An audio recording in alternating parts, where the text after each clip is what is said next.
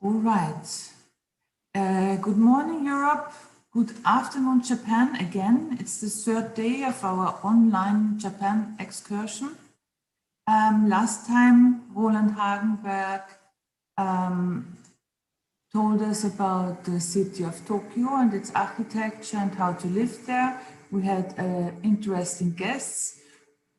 Today, Roland Hagenberg will be in Tokyo. And he has again 3 special guests with him that he will introduce in a minute himself. I would like to shortly introduce Roland Hagenberg for those who are here with us the first time. So Roland Hagenberg grew up in Vienna but lives currently in Japan. He is a well-known author, photographer and artist. And his books on Japanese modern architecture have been published in English, Chinese and Japanese. And his theater play Jetlag premiered last year at the National Theater in Munich. And he also currently has an exhibition of his photos in Tokyo. Is this right, Roland? Oh, it's over already. It was in Kyoto, actually. Portraits in Kyoto. Yeah. He's a very good photographer as well. So thank you, Roland. I will hand over the microphone to you. And I'm looking forward to a great tour again. Thank you very much, Sandra. And like last time, in case if we have some technical glitches, please excuse that. We are also trying, or we have been trying a new kind of format by going outside and jumping right into the traffic, this time in Tokyo too. So we start now by, again, maybe repeating a little bit the topics from last time. I don't know if you all participated last time or if there are some newcomers. So a brief going back to the elements of Japanese architecture and history, brief overview. Also, what I didn't have time last time was to get the opinion of several of the well-known Japanese architects, what they think if traditional elements, as we discussed last time, tatami mattress, garden, engava, we will repeat that afterwards again, if they will survive. And from there, I would like to mention again a little topic we had in the very first lecture or webinar in Kyoto, that was the garden. And of course, as you saw a little bit in the photographs, Kyoto is not a mega city like Tokyo is. Tokyo, I think, with the surrounding area, we have about 30 million or even more. And Kyoto is about under 1 million inhabitants. You have also more space there, and to have a garden in the back of your house, so not a Schrebergarten in Wien, but a little stone garden to look at. So the idea in Japan is not to have a garden to sit in and to sit in the sun and or to have, it's purely to look at it. It's a meditative space. Even the balconies, well, we have on our balconies in Vienna, we have the, what do you call, geranien or something. Well, you have them to embellish the balcony.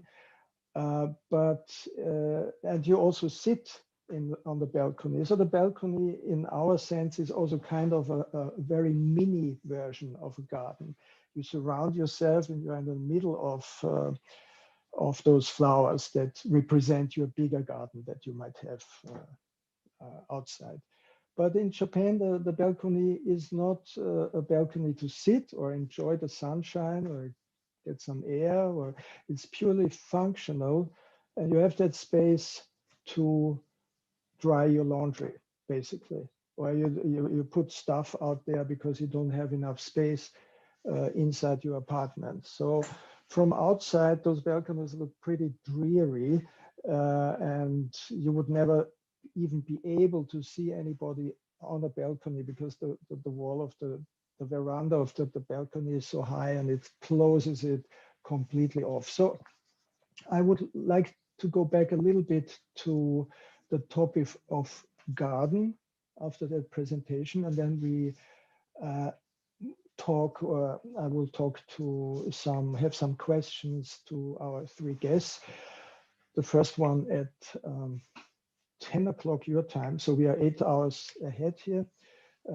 10 o'clock your time is Tomo Suzuki, Japanese. He's an independent art and film producer.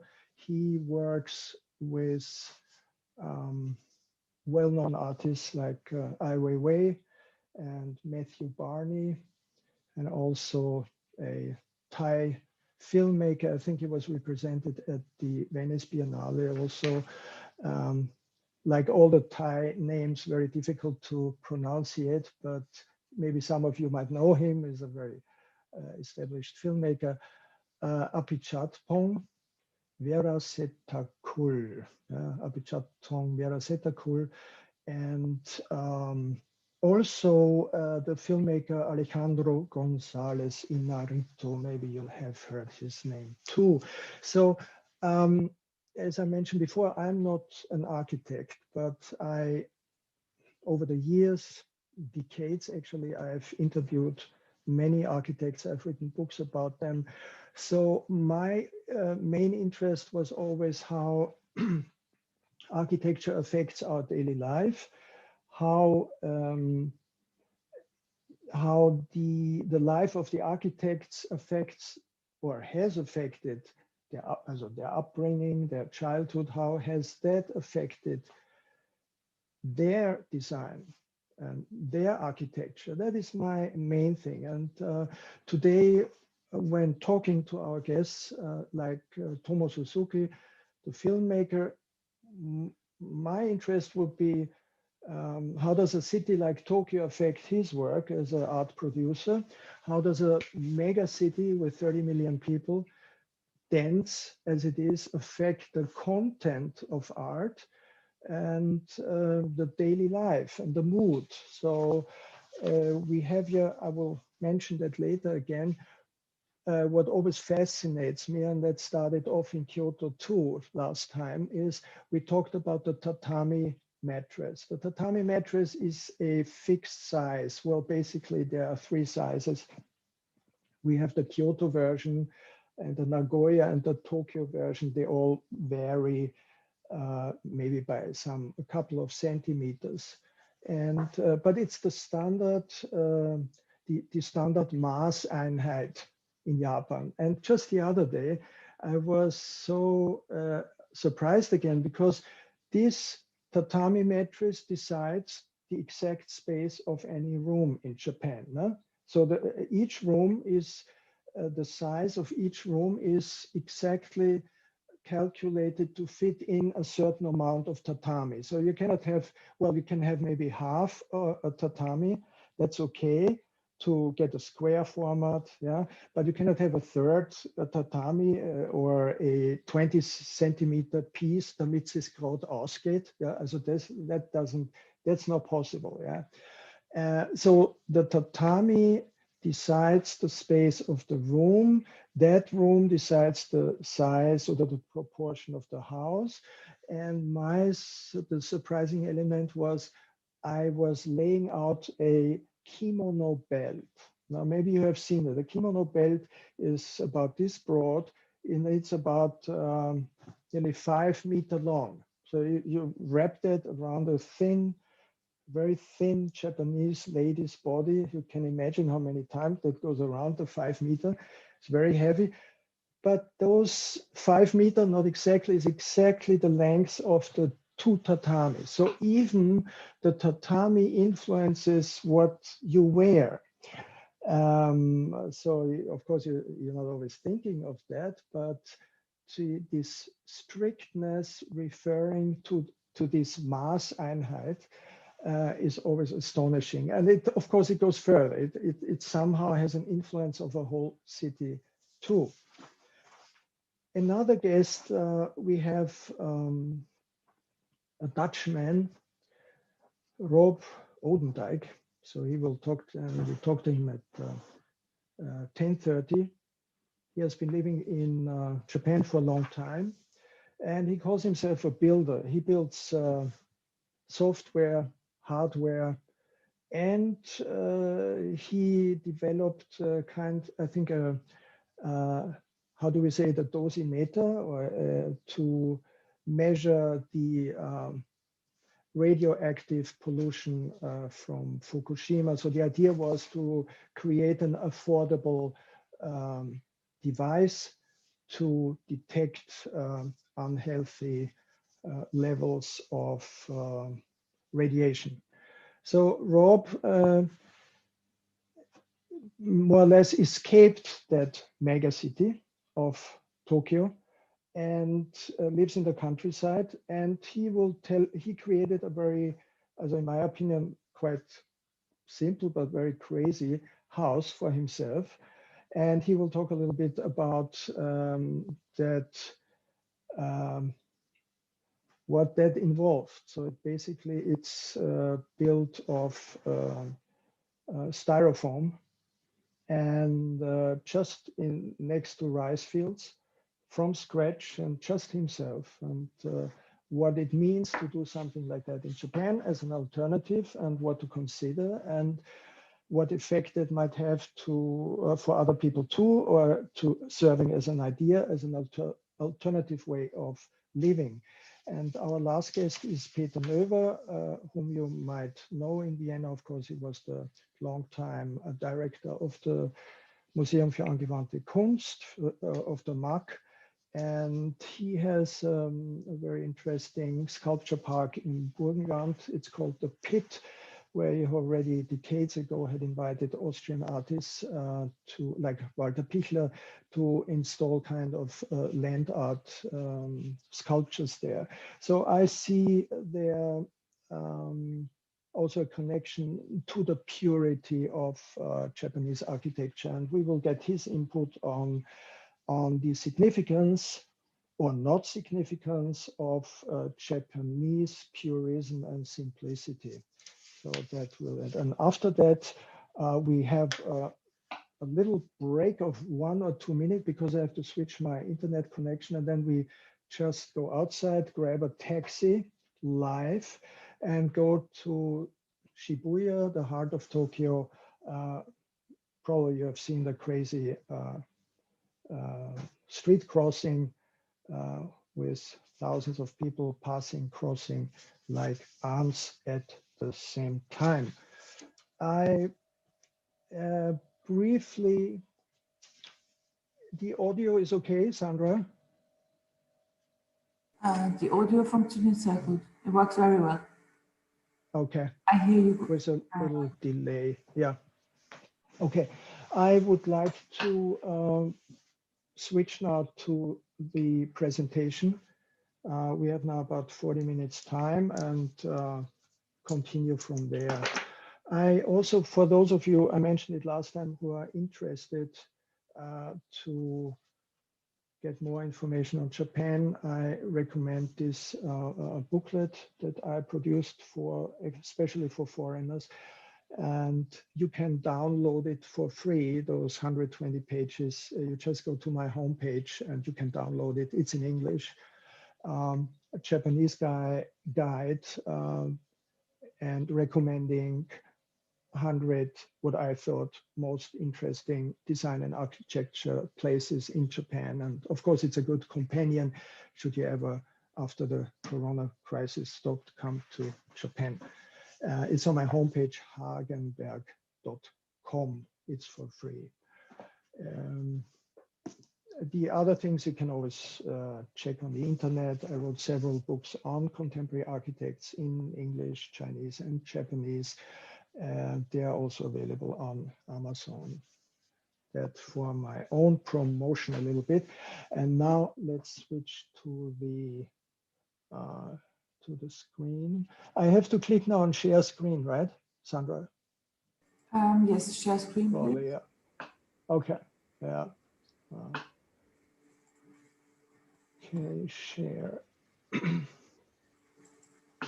Okay, we got that See it? here. It works. Yeah, it works. Okay, let's start here. Screen is sharing. All right. Okay, once again, a little overview where we are. Last time in Kyoto and Tokyo, distance about maybe Wien, Munich about, but with the train in 2.5 hours. Now we are in Tokyo, in Shibuya city. So it looks like that. So we're in one of these side streets of that picture. You can see the Park Tower, probably still a cult film, Lost in Translation. That's where it was filmed, on top of these towers at the New York Grill Bar. And you have this typical, I mentioned before, these balconies, that big building on the right side, a typical, those balconies are just there to dry the laundry above the traffic, more or less. So you would never see anybody sitting there and getting a good suntan. So I mentioned the books. You can check that on the internet, what I'm doing. And this I also mentioned because it's not far from Vienna, in a little town, riding about 1 hour from Vienna, near Pullendorf is the birthplace of composer Franz Liszt. And they have the birthplace, the birth house of Franz Liszt, and the concert hall. And I built this with Terunobu Fujimori, the Japanese architect. It's called Stork House. In case you ever go for a wine tasting tour through Burgenland, don't miss this very important landmark building, where the storks are coming every year from Africa and stay there during the summer. Brief look inside again, all Japanese elements. We talked about it last time. You have the core elements of course, fire. The original house in Japan started off as a ground earthen floor with a fire pit covered with straw and grasses. That's what it was, and supported by some beams. That's the theme of that Japanese architect. He repeats always. Here you can see the original. It's kind of a museum piece, of course, but that was the original way of living in Japan at that time. We also talked from the outside. Chumon Pit House, it's called. It has an opening in the roof so that the smoke can leave. Then over the thousands of years, we come then to the famous Ise Shrine. We talked again, you see the basic wooden structure. We said architecture, basically, the word architecture never existed in Japan. It's an import from the West. There was never a profession like an architect in Japan. There were only carpenters, meisters of woodworks, who constructed, who are still one of the most skilled in the world. So skilled that in the last 10, 20 years, a lot of them went to China, because there was a big demand again to rediscover the old technique of wood treating, which had survived in Japan over hundreds of years, or maybe thousands of years, or definitely hundreds of years, and which came originally also from China, like everything else, or most of it: paper making, calligraphy. You have the ikebana, the art of flower arrangement. I mean, that all came from China, was refined in Japan. And then you had big historical disruptions in China. Just think of the Cultural Revolution, Mao Zedong, where tradition was eradicated, more or less. In the deep countryside, it partly survived, but with those destruction of old temples or what was considered conservative bourgeois relicts, also a lot of traditional techniques disappeared. So after that, after the China opened up in the last 30 years, there was a need to rediscover the past. And that's the interesting thing. So originally the knowledge came from China to Japan. It survived in Japan, went back in the last 30 years to China again. And now they seem to have learned from that. And they don't need those Japanese specialists as much anymore. And they're coming back to Japan again. So it's a quite interesting situation. But this only about the profession of architecture that had never existed here. Very classic building. That was the Renaissance, our Renaissance time, the Katsura Villa in Kyoto. But as I always say, you can see here already modernism pure, and that was 400 years ago. The simplicity, the structure, and for me, always wondering where does it come from? Is it in the DNA or is it? That is the big discussion. I might mention again before the. Let's go back to that storehouse, for instance. So we decided on the idea was that house, the ground floor is 5 by 5 meters.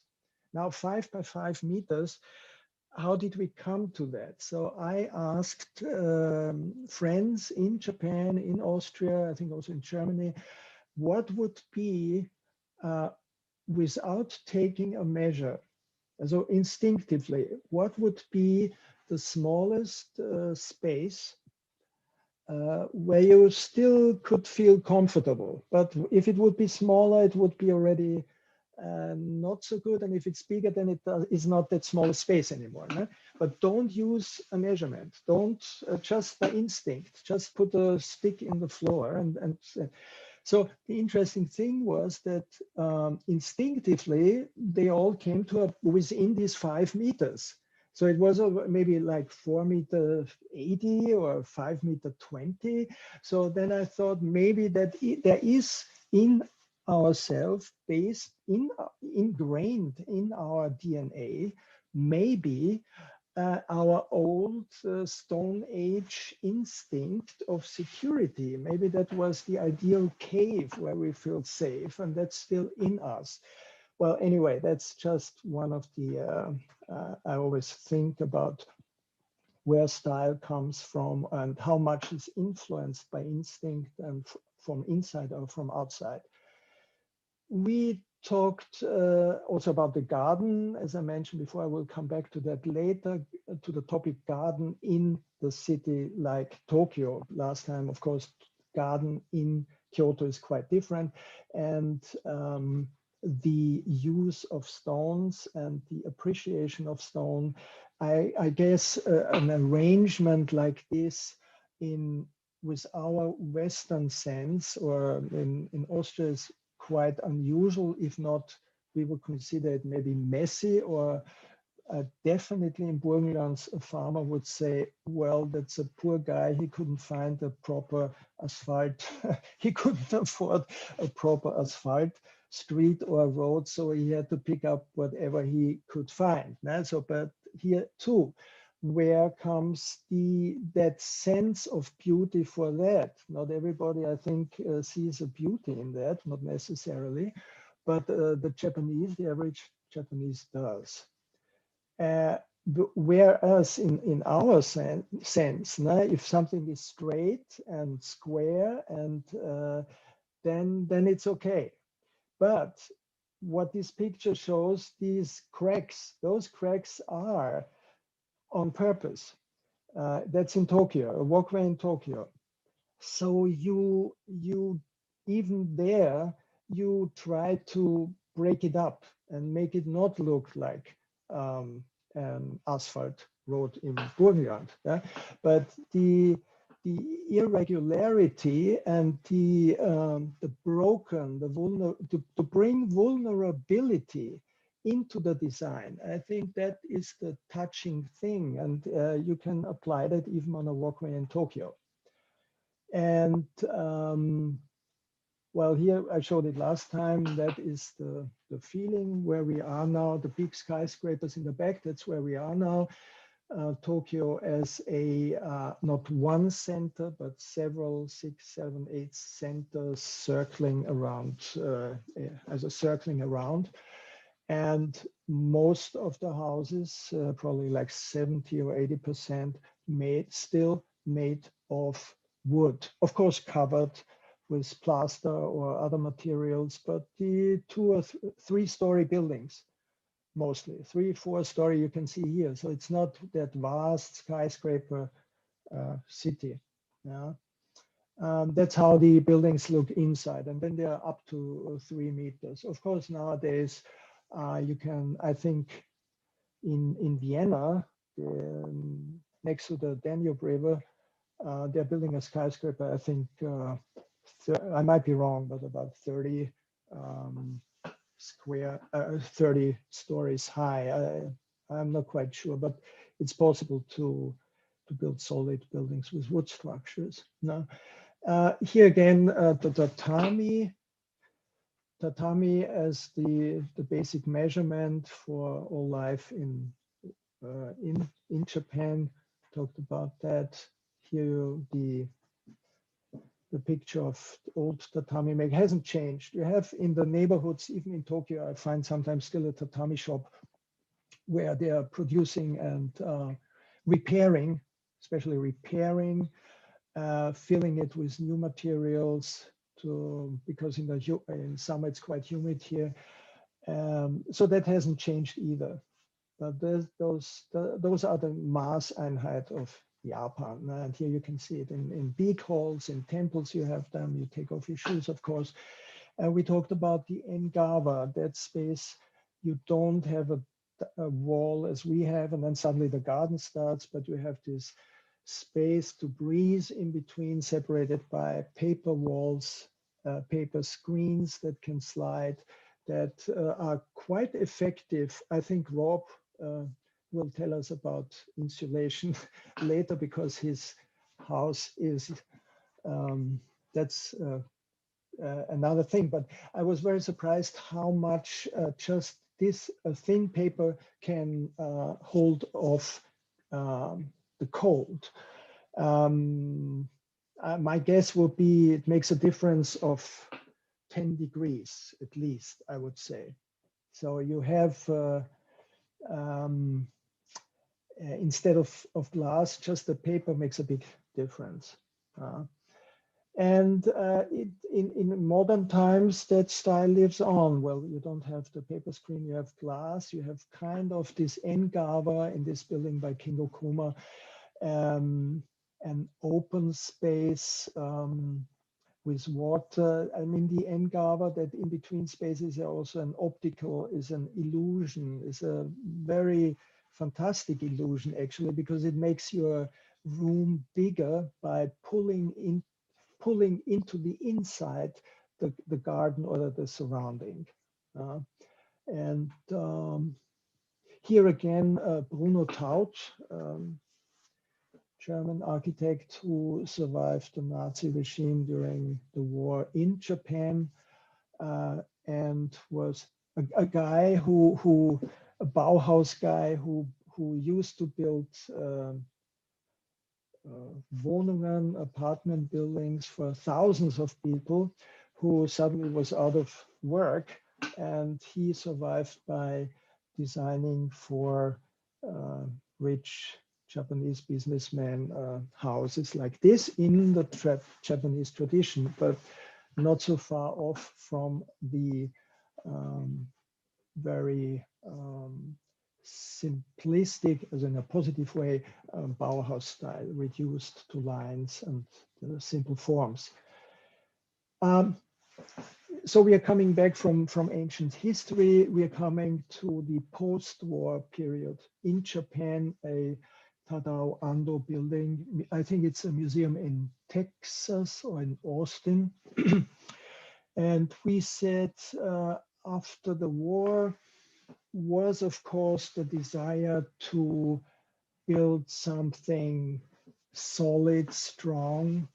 We have Kenzo Tange, Tadao Ao in that tradition, Kurokawa, where the material of choice was concrete.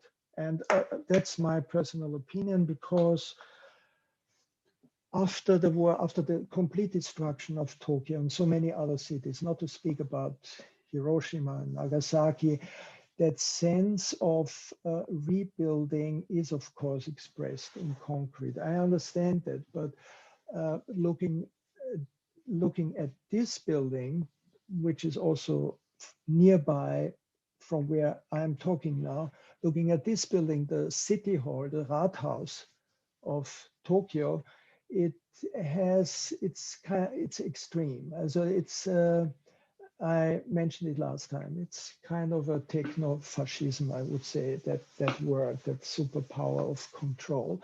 But those were the post-war architects from where the newer generation, like Yuan Ishizawa, who got the Pritzker Prize a couple of years ago together with Kazuo Sejima, this opening up where the lightness, you go away from concrete to, it's nearly like a UFO that's ready to take off. And again, the feeling of Engawa to opening up to the outside, to nature. And the reference to the Jomon period, thousands of years ago, to the original hut. Straw hut with the fire pit relation to there. That's another view from the inside. It's actually a museum. And I forgot to mention last time, it's a very interesting concept of Nishizawa. He built this one, and his idea is furoshiki. Now, his architectural idea is furoshiki. Furoshiki is a piece of cloth, a größere Serviette.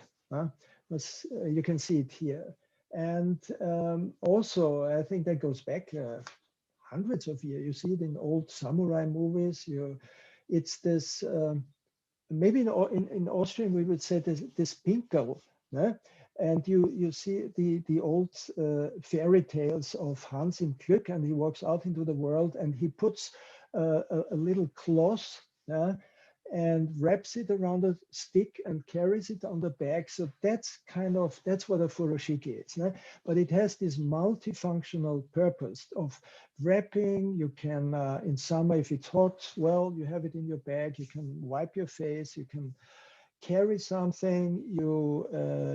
So it's a part of you. And I think remember last time we talked to the Australian architecture critic Julian Worrell, and he was referring to the skin,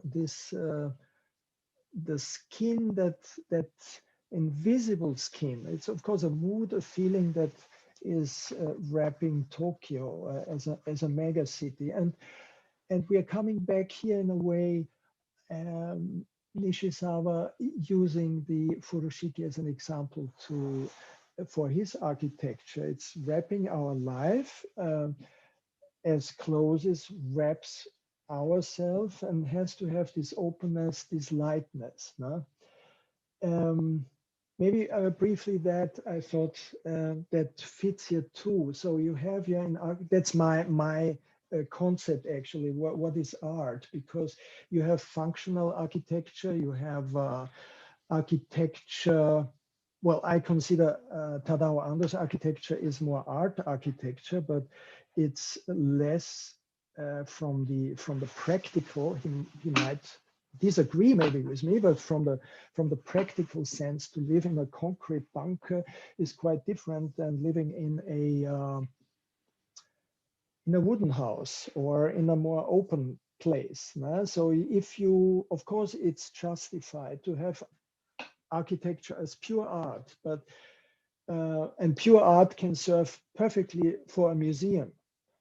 And but if it serves for someone to live in there or for a family, that is the challenge, I think. The challenge is how to compromise between art and functionality, and naja, the social awareness has to be there. Ne? Das Mitgefühl mit dem Auftraggeber. Of course, you as an architect, you have to build what your Auftraggeber, your client really wants, but you sensitively, you have to listen and go into it.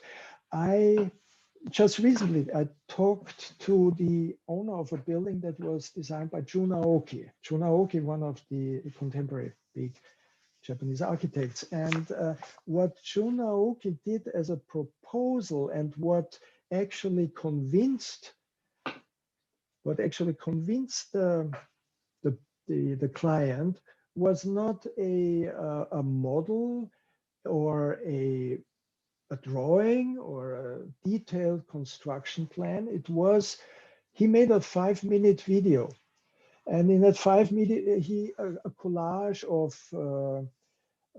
of Walt Disney clips, and relating to his architecture, the mood. So he created a mood video, and that the client discovered all his, what he could not express or she could not express, and what she expected from the mood from the building. So I thought that very, very interesting. So that's not always necessary, of course, when you build, but in the beginning to show a detailed construction plan. It's more important to connect emotionally to the client, to sensitively include your art or responsibility towards art as an architect. And out of that altogether, I think, comes then style, or the style is then an expression of your art, but the core is art. I just wanted to mention that at this point. Later again, a garden in Tokyo is, of course, a garden in Tokyo is, of course, not a big thing affair. It's again here a balcony, again a building by Ryo Nishizawa, and not something you sit in between. Well, you cannot sit there anyway. It's just you surround yourself, and it creates again a kind of engaba in that environment. Here's the picture from below. That's also in the middle of Tokyo. And now I'm coming to that part where I want to briefly mention the architects, what they think if the traditional elements will survive. So here we have Toyo Ito, fashion designer, taught the building, shoemaker, and that's inside that Todd's building. And so does Toyo Ito think traditional elements will survive? He is here at one of his theater he built. He built also the Barcelona Expo. I'm sure you're familiar with his work. And oops, now the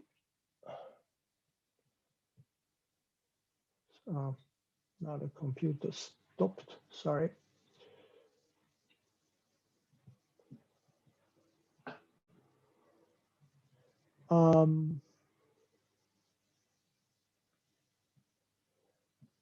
I think we have to make a little break because the screen froze. Let me get off the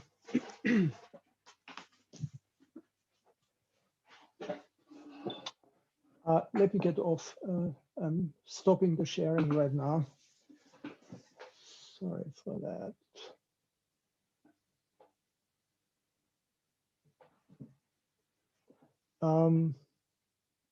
No. Sandra, can you see me? Hear me? I can see you, I can hear you.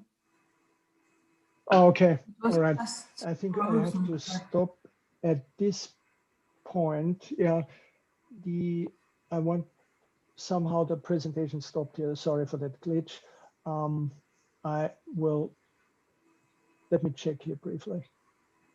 Roland, we already have 2 questions. So before you go to the... Okay, why don't we do that now? Yeah, okay. Okay. So I'll ask Artem. Okay. Yes. Artem, please Hello. ask a question yourself. Hello, Roland. One small question. Has a Japan... Hi. Has a Japan architecture also some influence through location? As example, Tokyo architecture has something special which Kyoto architecture don't have. You have a Brazilian accent. I'm from Ukraine. Is that correct? No, I'm from Ukraine. So, okay. Well, it wouldn't fit your name. Yeah, I can see here. I'm sorry, I didn't quite understand. Does a Japanese architect, a contemporary architect, has an influence on location? On the building? I didn't quite understand. No. Sorry, on the location. So, on location, yes. Some example. Tokyo architecture have something special that Kyoto don't have. Oh, yeah. Okay. I would say we have reached now a point in history where globalism, where the danger is that globalism makes everything same, simply said. So is it, if you see a modern building in, I don't know, in Ukraine or in Brazil or in New York, if you only see that building and you don't know where which city it is, could you say nowadays, oh, this is a typical Japanese building, or is it of course, some architects, the big ones, they have their style and they became famous through museums, and you have yeah. So the question, I think you cannot make that distinction. You can only see the difference in the historical buildings, but I think we passed the point where we can make where architecture is so different that it stands out, and especially, oh, it's a modern architecture typically from Kyoto. I don't think so. I think that's your job in the future to keep developing. I mean, I think it's necessary to develop new style because people want to be entertained. They want to feel, they want to see the reflection of their life they are living now in the building. So in 50 years, when you look back, you want to say, oh, that's how we lived maybe during Corona time, but we lived in beautiful buildings. Yeah. So I think you cannot say that. Yeah. Okay, thank you.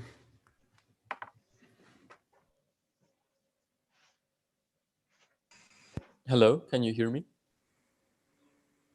Yes, I hear clearly. Okay, great. So I was wondering, since you talked a lot about Engawa and how important it is to the Japanese people and the architecture, how does it come that balconies are only used for drying clothes and nothing else? So it isn't like an evolution to the Engawa. Well, like most things in our life, If that's in Austria or wherever, I think money is mostly the reason for everything, why certain things happen and why houses are big and why houses are cheap or look great. So I think in that case too, the balcony is I think there are two things. One thing is really to save space. In a way, you use it as a storage room. And the second thing is that Japanese protect viciously their privacy. So I mentioned before, it's not usual that you just invite over people or casually, oh, come to my place, let's have a drink. And it's not the case. You invite, if you have a meeting or meet friends, it's always outside. You go to a restaurant, but the private sphere is protected and holy. I mean, of course, family members are coming. So I think those two things, the lack of space, because Engawa means you have outside something or in between, that's, and lack of space and the desire for privacy that makes these cubicle balconies. And these projects like the house inside a house inside a house from Ito, or the one from Sana with all these little houses, is this like an example how the modern version could work? But that could work. But again, this is, we have to distinguish between houses for the regular people and houses by made for people who are well off, because only these can afford these architects. So yes, that's a good example how the Engawa had evolved in a modern sense. But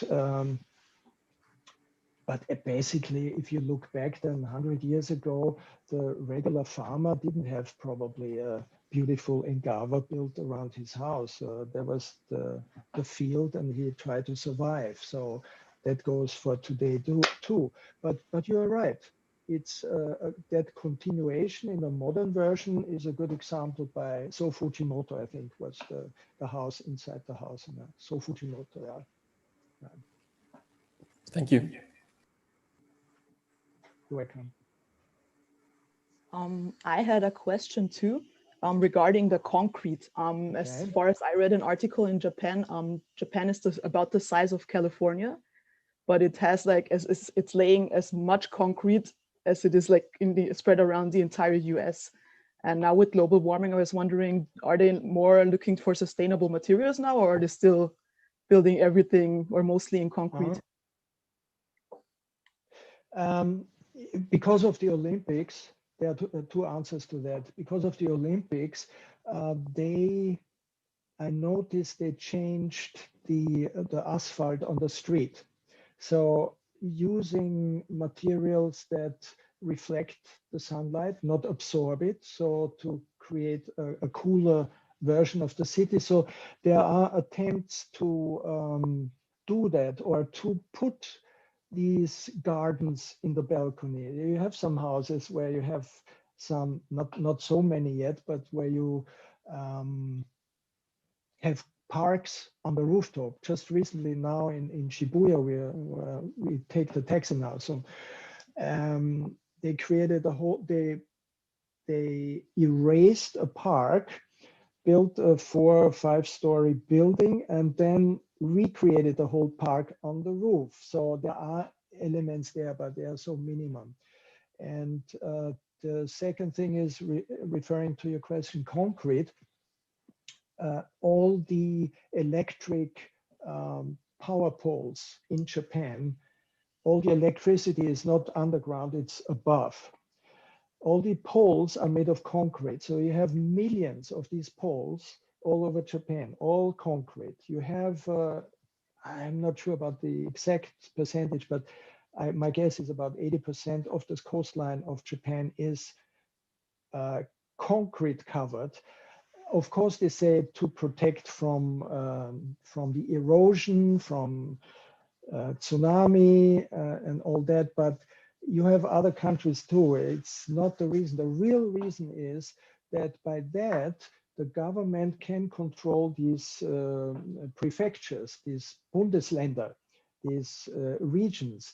They give support money for construction to that area that supports that government, whatever is in power. So you have a way, well, it happens in America too. Right? You have this senator who tries to get the money for his, I don't know, in Washington State, and they're building there the Boeing and the air industry. So they're getting there. So of course they will vote for this governor then and for that. So in Japan, it's also called concrete is the heroin of Japan. So in political terms.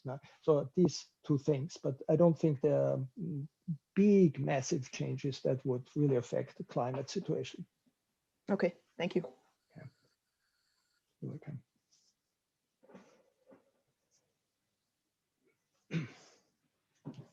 I would also have a quick question, if it's possible. So you said that the tatami is the basic dimension for the whole life in Tokyo. It's like a system. So I was just wondering if you could elaborate a little bit more on that. Where does it originate from, and in which other elements we can find the tatami measurements in Tokyo? Also, I said, of course, not every building. Also, still many buildings have an extra tatami room.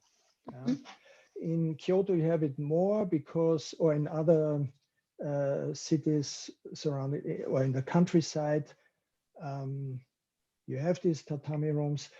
And in Tokyo, you try to integrate it, or the architects try to integrate it. Why it is kept, my presentation was interrupted. I don't know, it got stuck. Maybe we can turn it on again. That was exactly that point. Some architects think they will survive out of because it just feels good.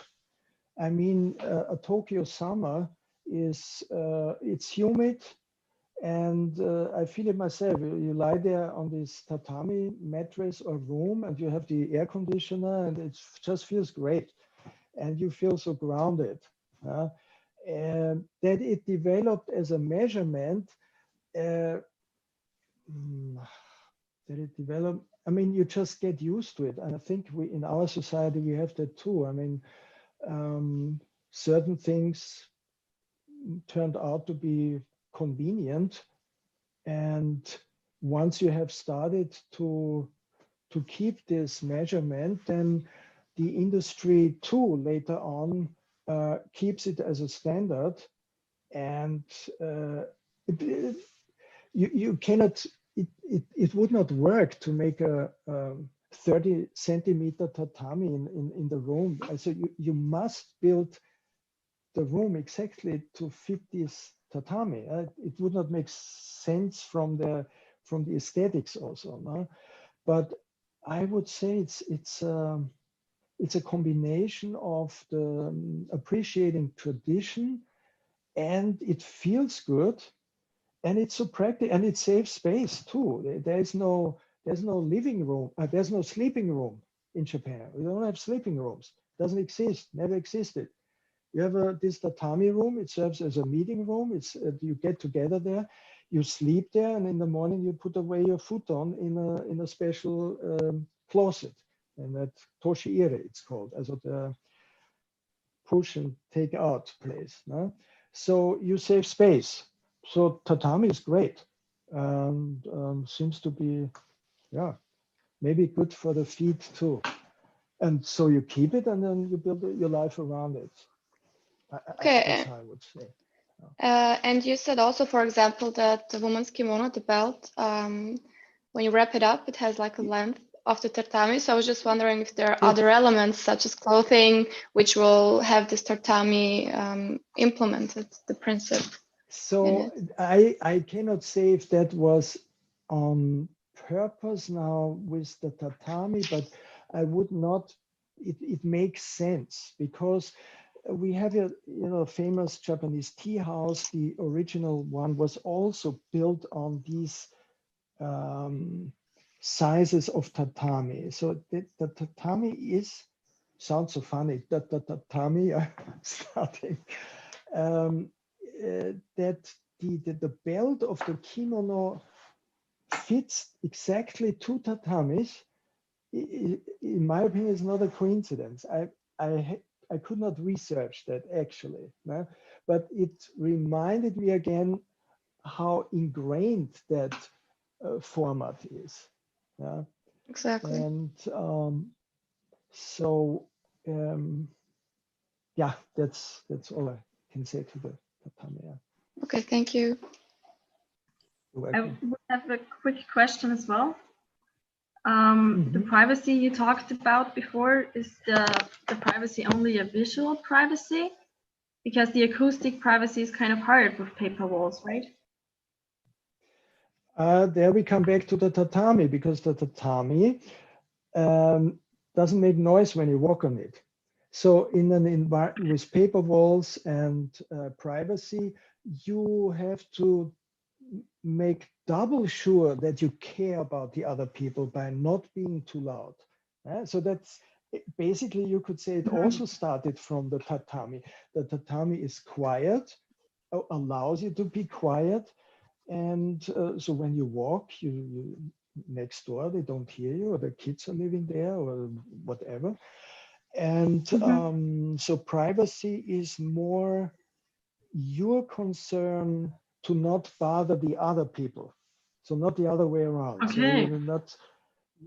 you have to, that's your responsibility, to protect the other people's privacy by not bothering them. So I was just today, I was in a coffee shop in the morning. I had a coffee there, and this lady 4 tables next to me were listening, probably already a business meeting or something, but she had the earphones in, but somehow did not turn off the loudspeaker of her phone. It was really loud. So, and then I didn't say anything. Then everyone could hear it, but she was not aware of it. So an older man went in there and he knocked on the table, and she was like, "Who? Yeah, that's the worst thing that could happen, because you were not aware, you were bothering other people." So I would interpret the privacy in that sense. It's your responsibility to think about the other people. So. Okay, thank you. Yeah.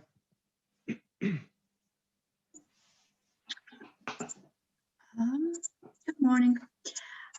I'd also morning. Good evening. Good evening. Sorry. Yeah. I would like to ask something a bit different, and that would be: are you familiar with any informal settlements that are maybe inside Tokyo or on the outskirts, or any major cities in Japan? Thank you.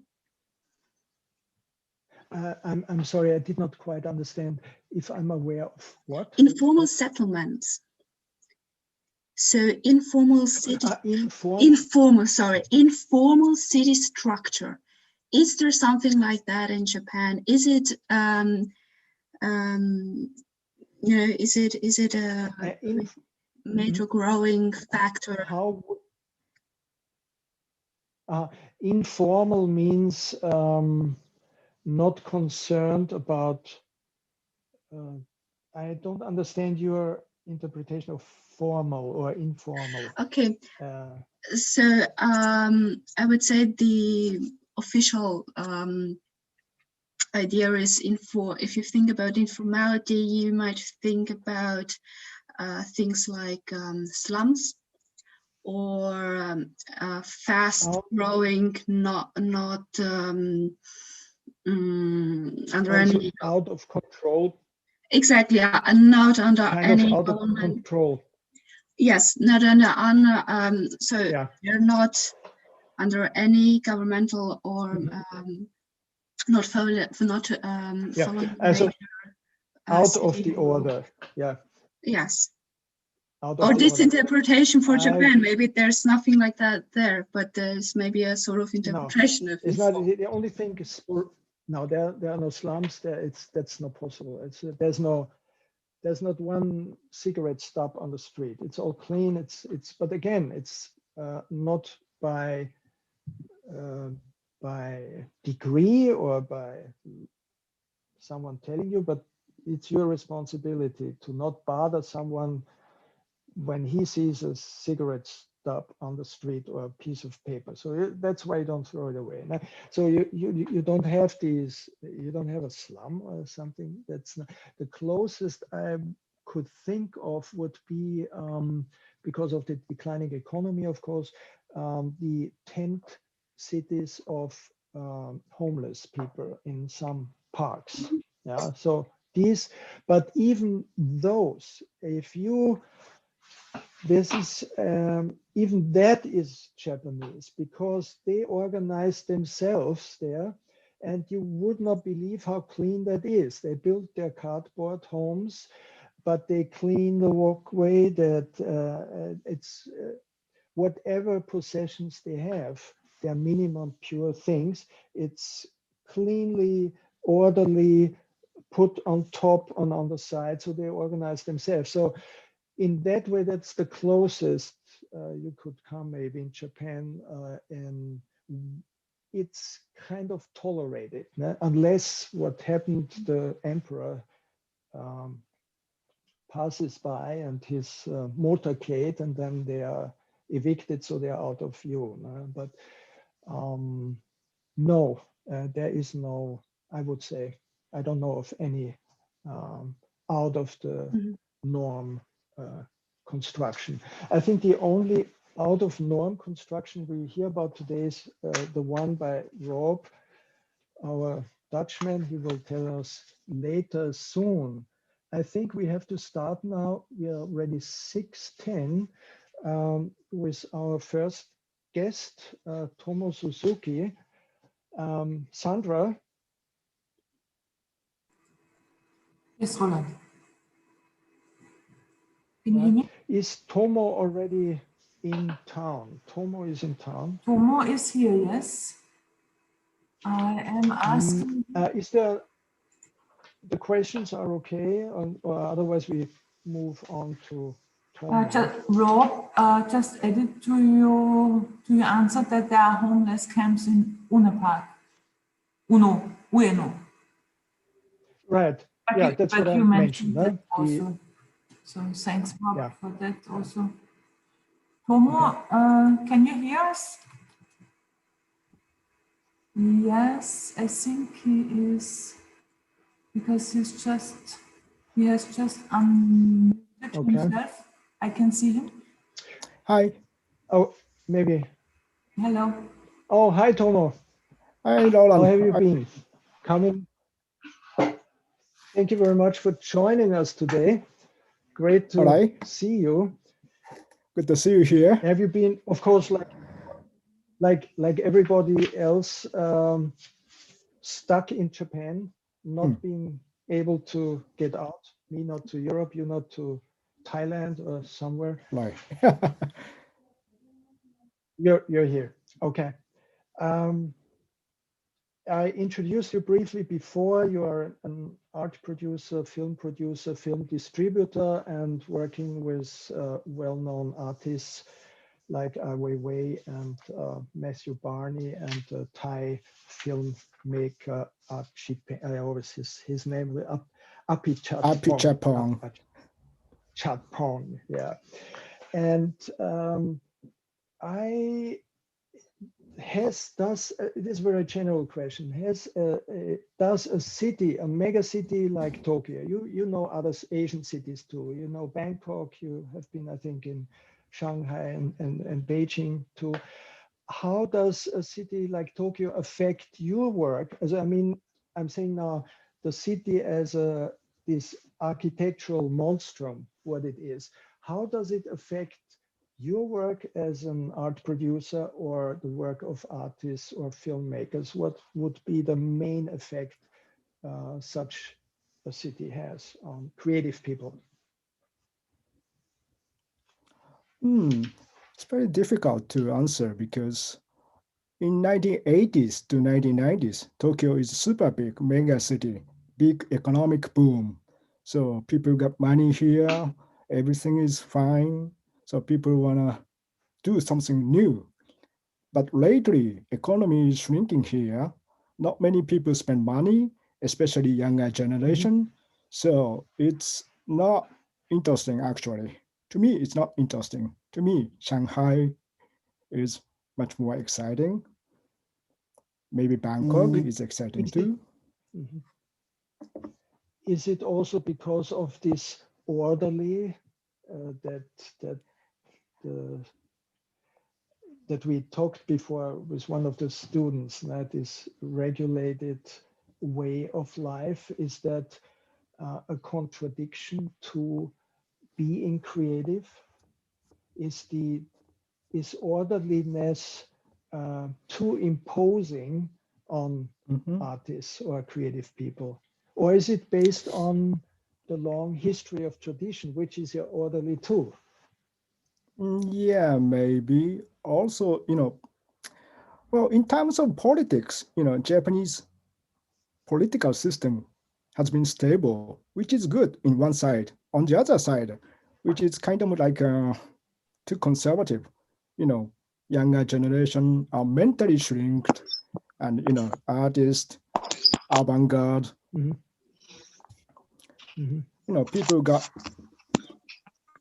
used to the, what can I say, conservative situation.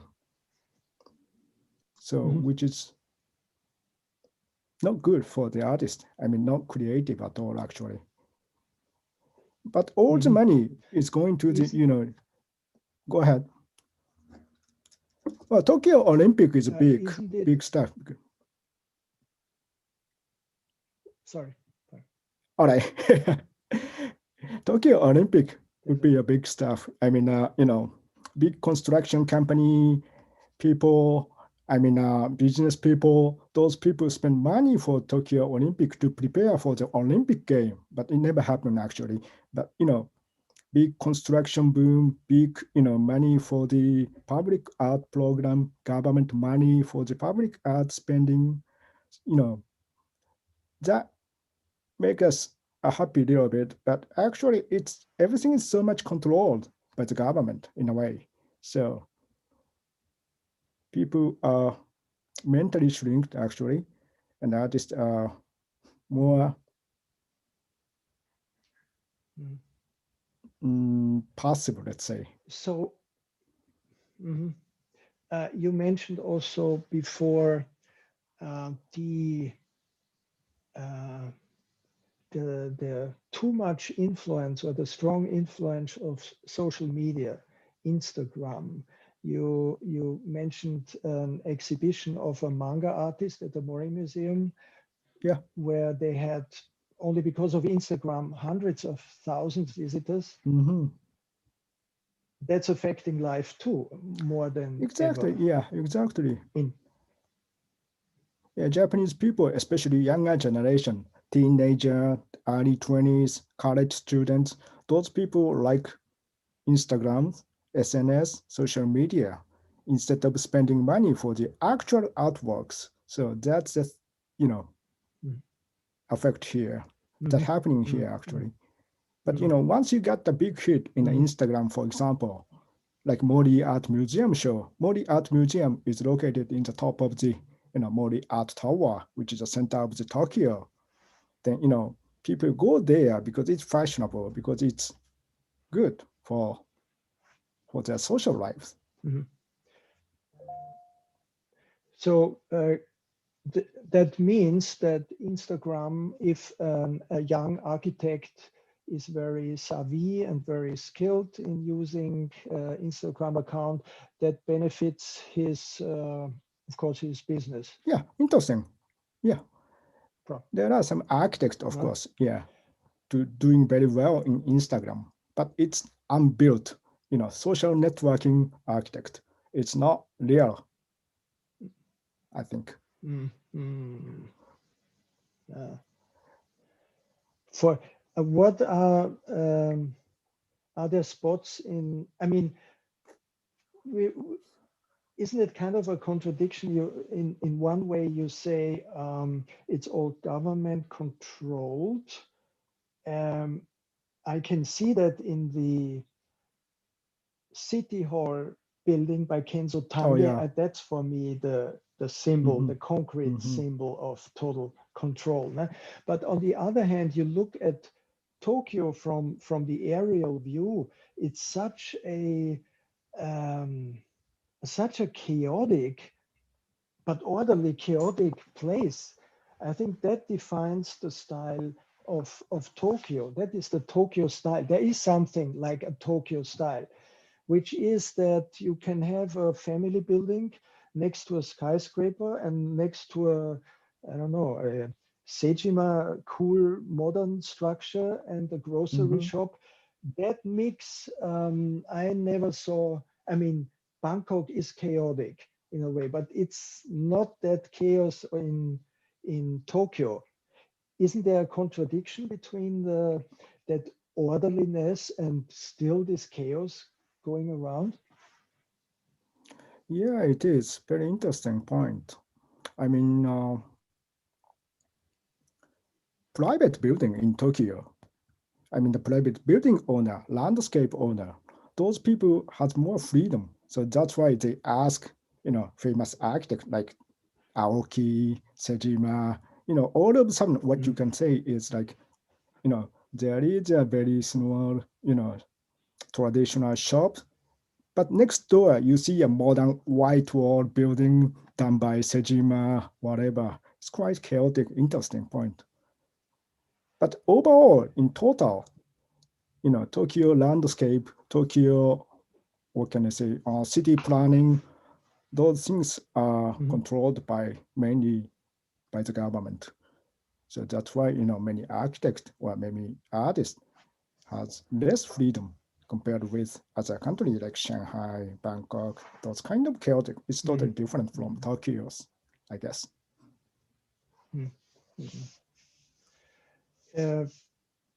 You said that because of the shrinking economy, the buildings are getting smaller in Tokyo. Yeah, that's part of the what you reason. observed. It's Yeah, funny. yeah, I exactly. never thought Yes. about it, but yeah, market shrink. Not many people are gathering together in Tokyo. That's what, yeah, no, not big. Also, one of the reasons, another reason is Japan is an earthquake country, so people are afraid of earthquake, quick natural disaster, tsunami, of course.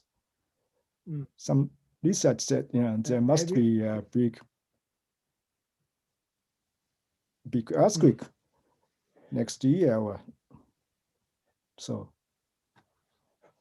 Next year, I hope not. But I hope not too. I think one thing we haven't mentioned at all, but maybe then later with our other guest, Peter Noever, the social challenges and the biggest one at the moment, of course, Corona, the pandemic. Will that affect, in your opinion, somehow architecture or design on the long run? Yeah, I think so. In Japan? I think so. For the architect, for the designer, for the artist, Tokyo Olympic is controversial. It's ironic, but it's Tokyo Olympic game must be a good chance because government spending money. There must be lots of people from foreign countries. So those people spend money. The economic effect has a positive impact on those creators. That's one hand, but on the other hand, you see that things are controlled here, too much controlled. So some avant-garde people, avant-garde artists, architect, those designer, whatever, whoever, those people are kind of hesitated to mentioning their expression, freedom, whatever. So and also COVID-19. yeah, pandemic here. So in a long time, you know,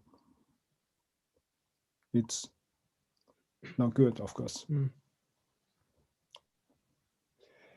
And another aspect, because we are living in Japan, is besides now the pandemic, the neighbor China taking over more and more of the influence over Asia and Asian countries. And in which way do you see the future? How will Japan, this will be now the last question because we have then to move on. Your personal opinion in which direction Japan has to go or will go, facing a retreating America and a Oh, that's a political power, aspect. China. Yeah, China is a neighbor. Then meanwhile, you know, China is a good business partner for the Japanese people. Like, for example, Arata Isozaki made a big, you know, museum in Shanghai. Also, Tadao Ando did a successful exhibition in Beijing, for example. But meanwhile, it's a communist country. It's not 100%, you know, trustworthy. Not sure about that. But geologically, you know, we are close. Wearing also Japanese. You mentioned Isozaki is wearing Chinese suits. Likes to wear Chinese suits, right? Yeah, exactly. Yes. So young architects should consider wearing Chinese suits in get a commission. Secure their future in Japan. That's as a commission. Tomo, thank you very much. You're welcome. Thank you very much. Maybe we have some questions from students. Then please bear with us, and Sandra will direct you. Thank you very much. Very much. Do we have some questions to Tomo Suzuki-san, right? Yeah. Yes, Sandra.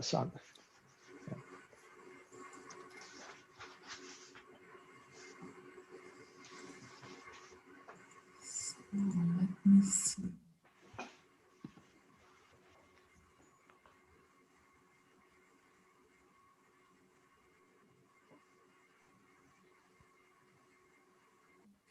Seems that we have no question yet. Yep. It's okay.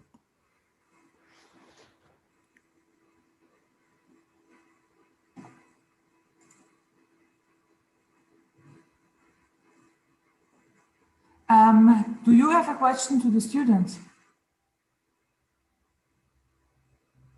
Maybe later. You mean Tomo or me? Yes. Okay. Maybe we can ask someone directly, if you like. No, maybe later. I just joined. I didn't understand what's going on here. So maybe I'll stay here for a while. Then I ask you some question. Okay, let's do it like that. Thank you very much. And I try to go back to the share screen now and would like then to briefly introduce our next guest, Rob Odendyk, who is a builder, as I mentioned, not only of software and hardware, but also of his own experimental, very crazy house. He will tell us about it something more. Let me try to switch back to the share screen and see if it works now. I guess we are here now.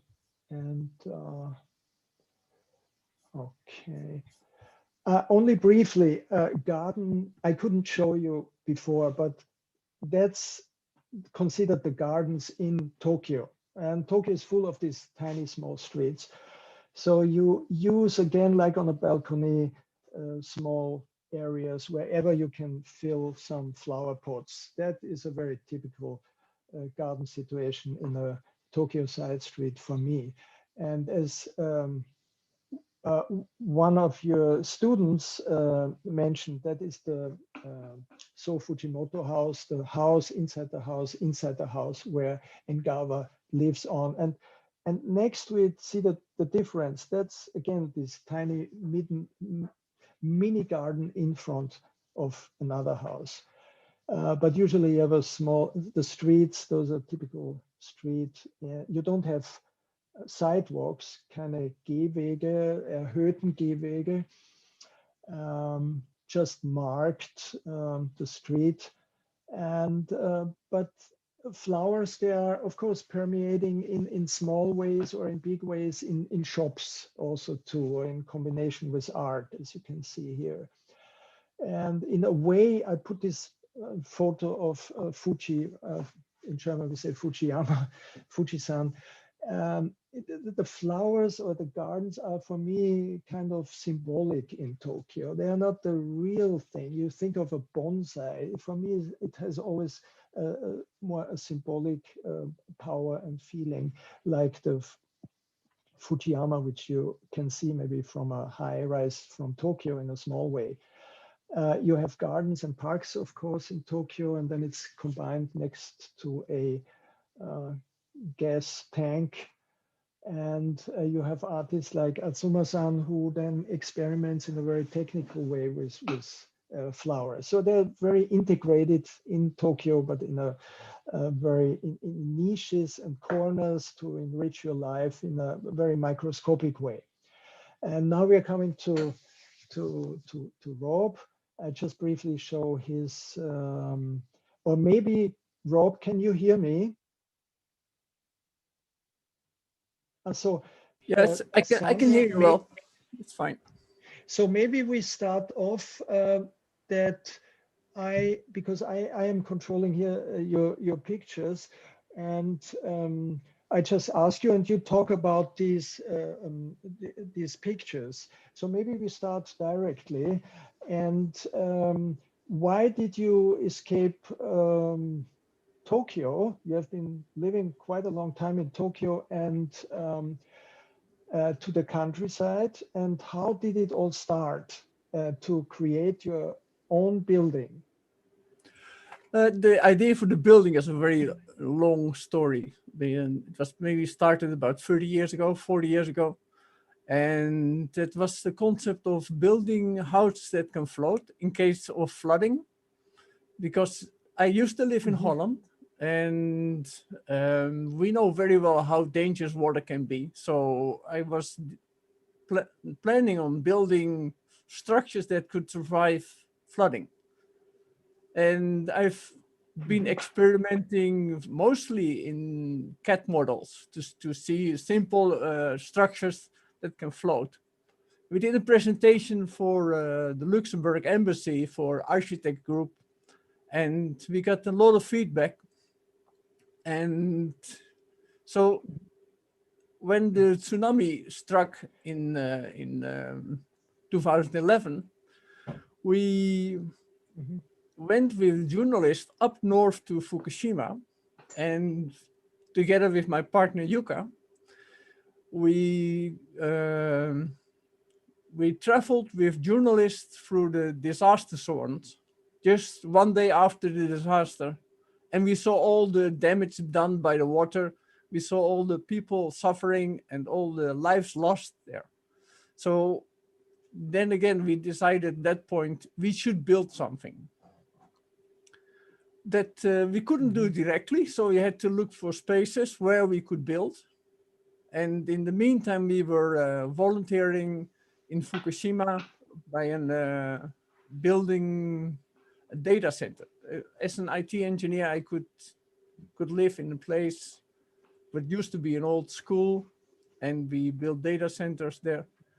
And then afterwards, my partner Yuka, Rob, just a question for Sandra. Sandra, can you see now Rob big on the picture, or is it my picture of the building right now? Always when you share, it's the picture of the building. So if we want to have Rob, Yeah. Okay.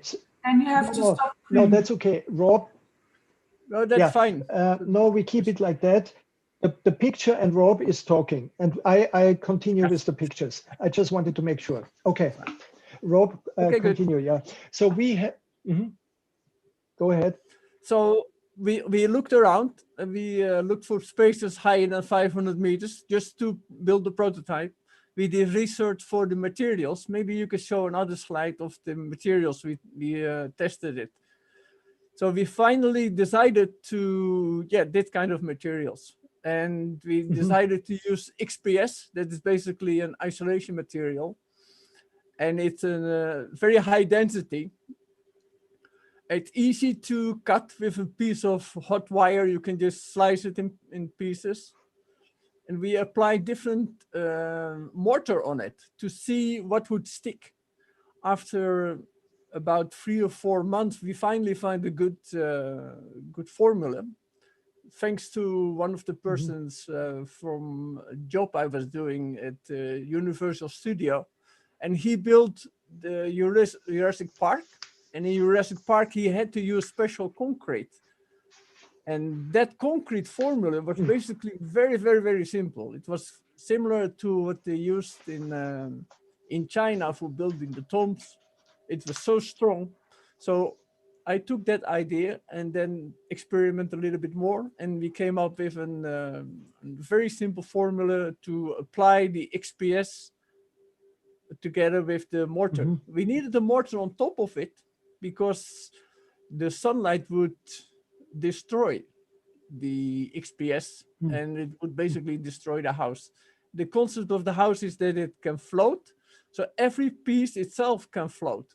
So if it breaks apart, people can still hold on to the house and survive in case of flooding.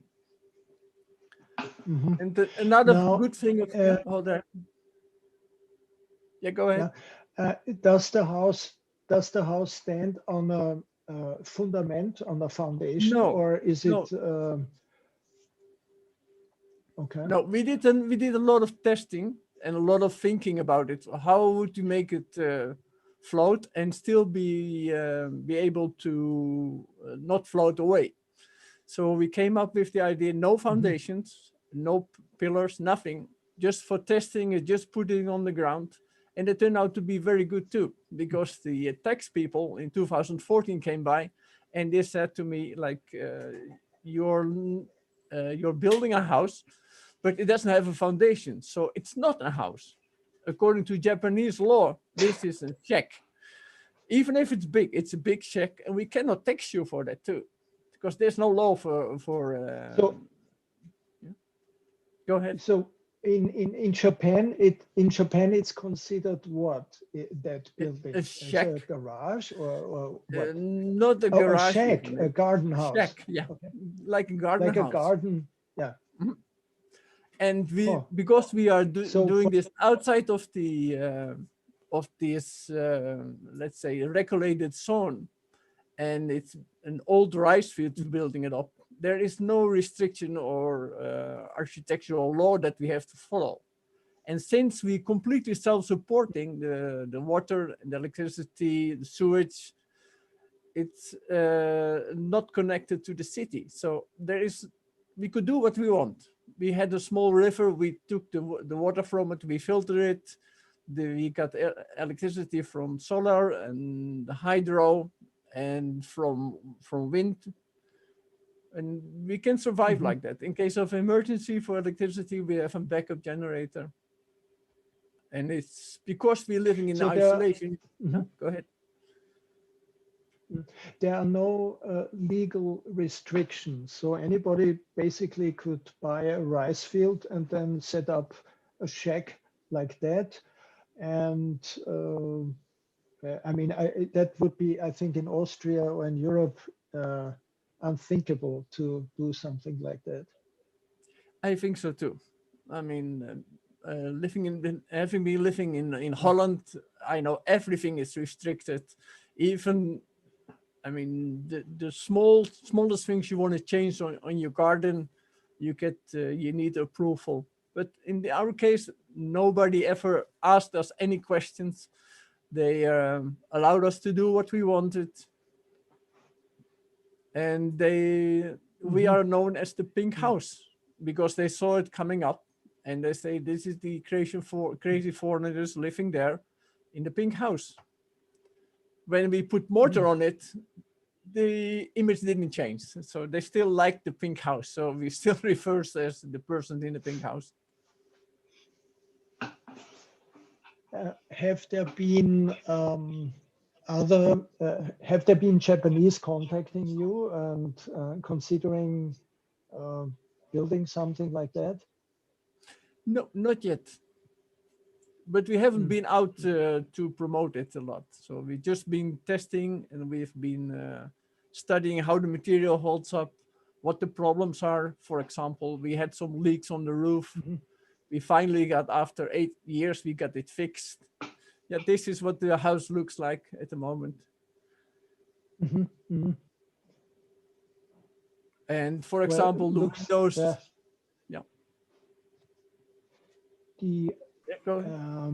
So you talk about the foundation. The foundation is what? Also that there is no foundation. That material? No.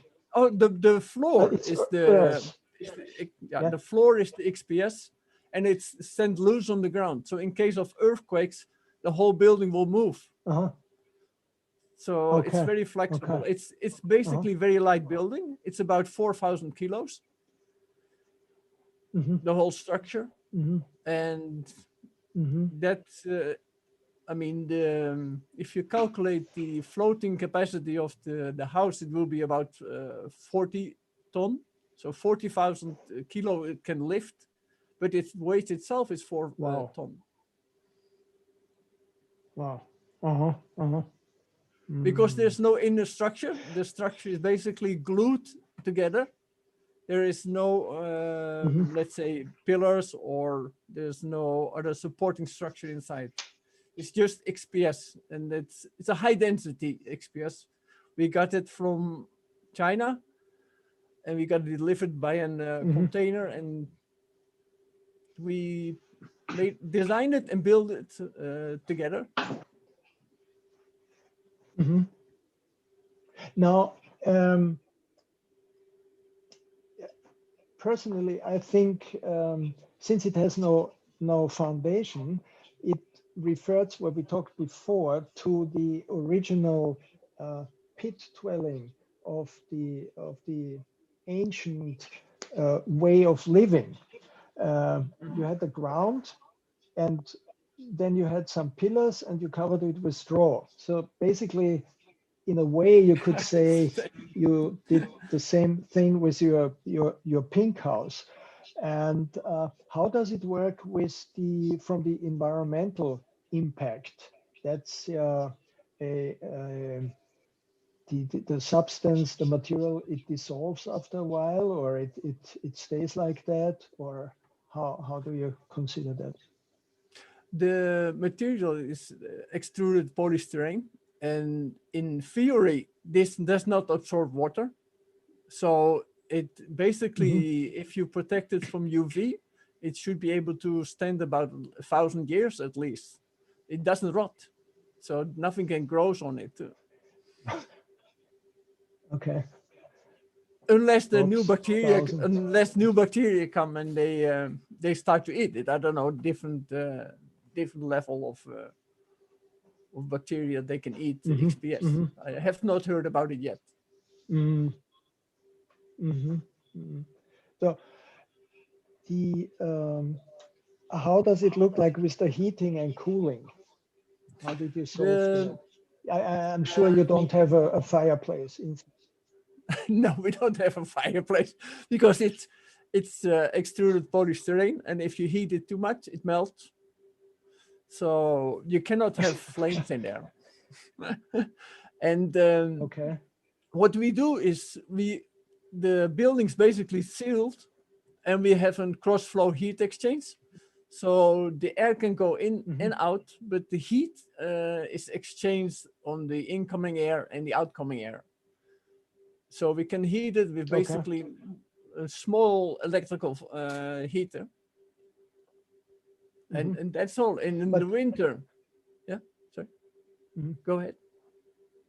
But it shouldn't go, the heating shouldn't go over a certain amount, let's say 18 degrees or 20, or is there a specific limit for the heating? Oh, you mean before it starts to melt? Yeah. I think it's around 200 degrees, something like that. Then it starts to melt.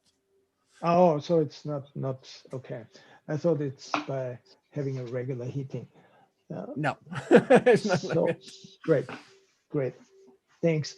Thank you very much for the introduction. Maybe I'm sure there will be some questions from some students to this, because I think from my side, the building restrictions on one hand are very strict in Japan because of the earthquakes, and that regulations are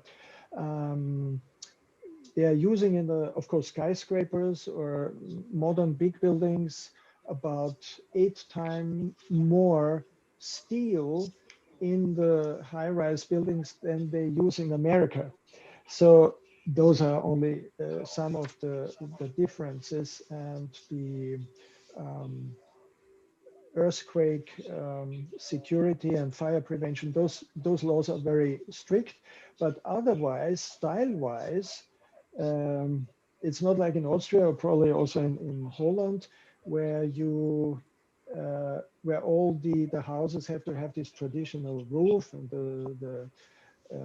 you cannot put a modern structure in a farm village. So there are restrictions on the style. So this we don't have, and I think that makes the great difference here in Tokyo, and that gives it the Tokyo style. Okay, are there any questions from Roland? students? Roland? Sandra?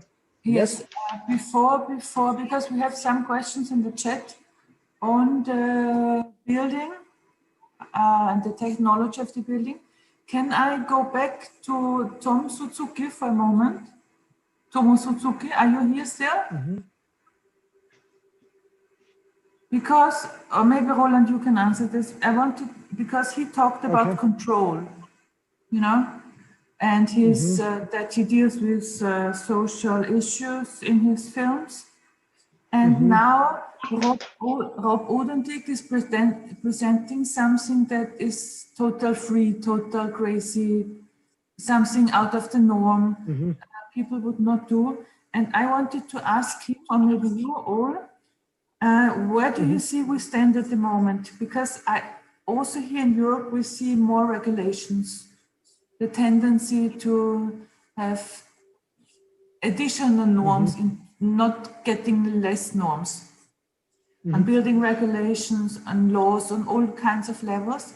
And and I wanted to ask you, where do you think this will lead us? So, and in respect to the history, maybe. So Tomo is not here anymore, right? No. Good. No. Maybe Roland and Rob. I agree with you. We reached a point in, I mean, I can only talk about now Austria or European countries, where the control, the norms, the obsession with norms, got a little bit out of hand, too much out of hand. I mean, it's also affecting, I think, privacy. It's a big privacy issue. I mean, how much can I, more or less, in the extreme, you could say, why do I need the government to tell me how high my bed is? Because the government is worried that I fall out of the bed and I break my leg, and then the insurance, and it goes on and on in an extreme way. But that's how it is. Why can't I make that stairway? I mean, just look, 100 years ago, the stairways were beautiful, and if it was small, it was small. Yeah. So where is, first of all, your self-responsibility? You know, I mean, it's my house, it's my responsibility. If I fall down the stair, it's my responsibility in a way. No? how much caretaker does the government have to be there? The second thing is, how much can they have influence on the style? Where do you draw the line? It's a fantastic building, but whose taste is it, and who has the power to impose the taste that you can only do that? But look, we're driving through. I'm referring to Burgenland again because we're building there, or we have been building there with architects. Look left and right, the traditional buildings they're all gone. And I always say now, 50, 60, 70 years later, Corbusier arrived in Burgenland, and everyone thinks it's beautiful, but it destroys the structure. So we have, now I'm getting a little bit carried away here with my answer, but this is a core question, and that's affecting especially the young architects, or those who will be architects, how much they have to give in. Well, they have to give in anyway, because it's probably beyond their control. It's a political process. But coming back now to Japan, government control. Well, first of all, Rob is a foreigner. Rob is not a Japanese. So Japanese foreigners are nearly sometimes expected to act differently, to think differently and out of the box. And I think Rob is a good example for that. Maybe in one way, me too. But he says it's in the legal framework. Yeah. So we have here, it's interesting. Maybe you can make draw a bridge even to Corona now. We talked last time. There is no law that you must wear the mask, or like you have in Vienna now, or you cannot go out. It's a suggestion, and it's a personal responsibility. It's on you to take care of you and the other people too. So you have these, you have, of course, government, or if they hand out the money, of course, it has to be used for that and that. But within that, you have quite some free and lean way. But of course, not everybody would do it as in case of Rob, would do it like Rob does it, no?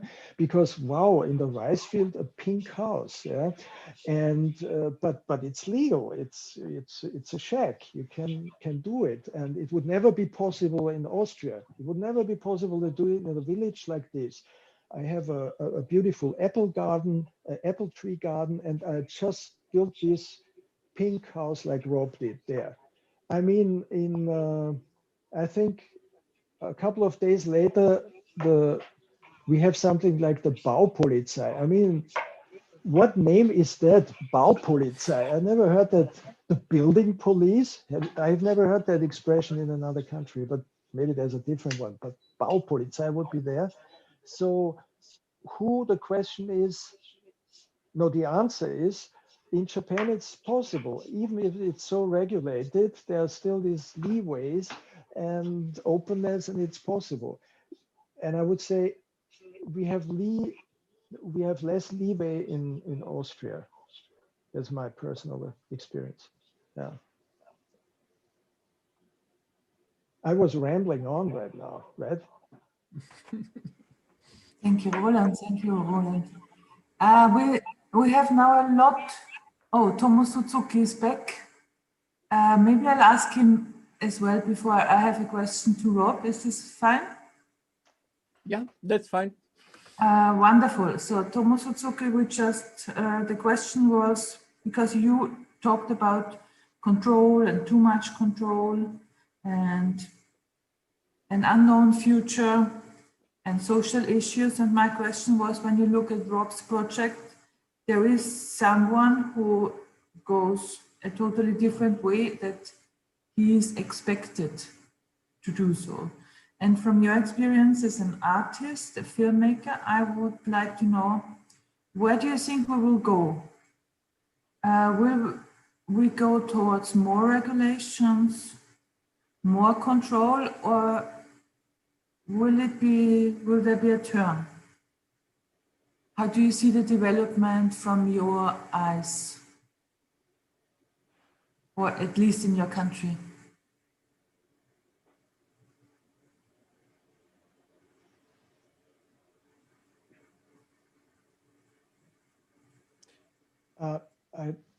Maybe, Tomo, this question was directed to you.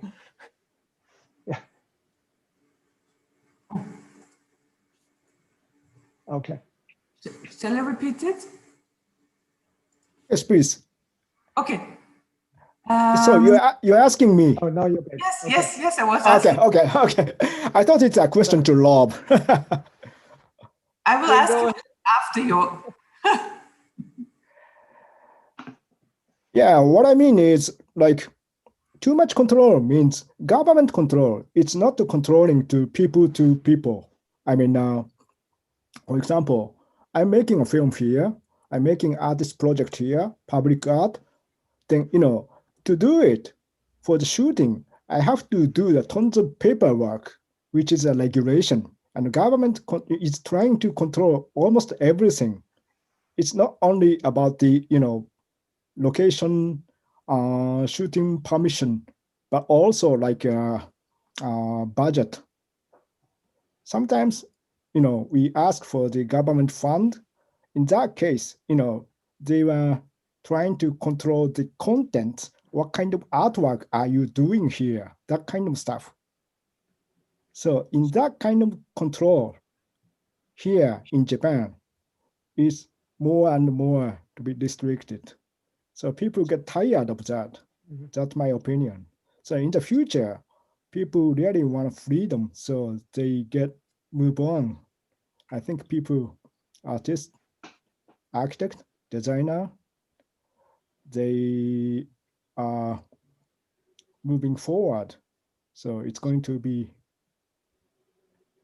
better way, I hope. That is a very good outlook. I wish and agree so with you.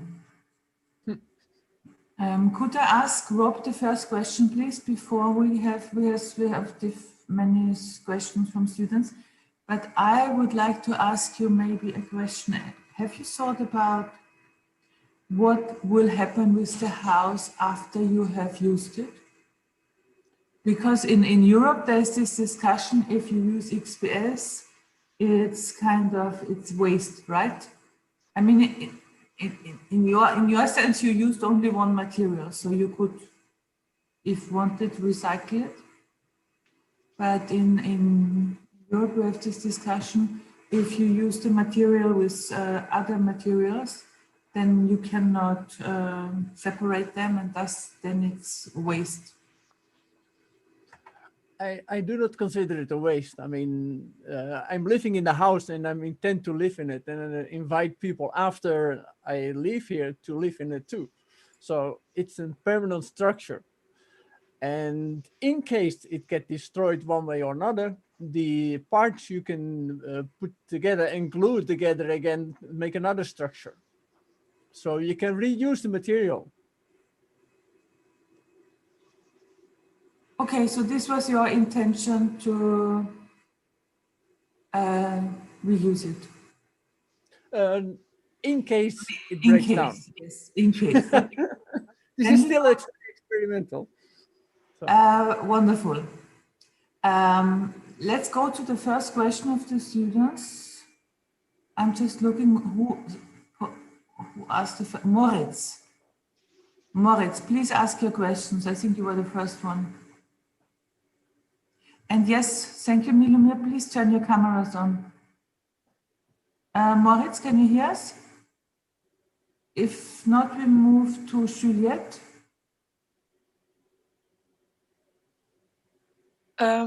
Yes.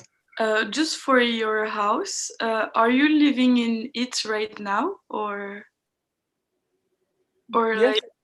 Okay, and did you manage to bring running water in it? Like, did you manage to build a real bathroom and stuff? And how did you did it? If you.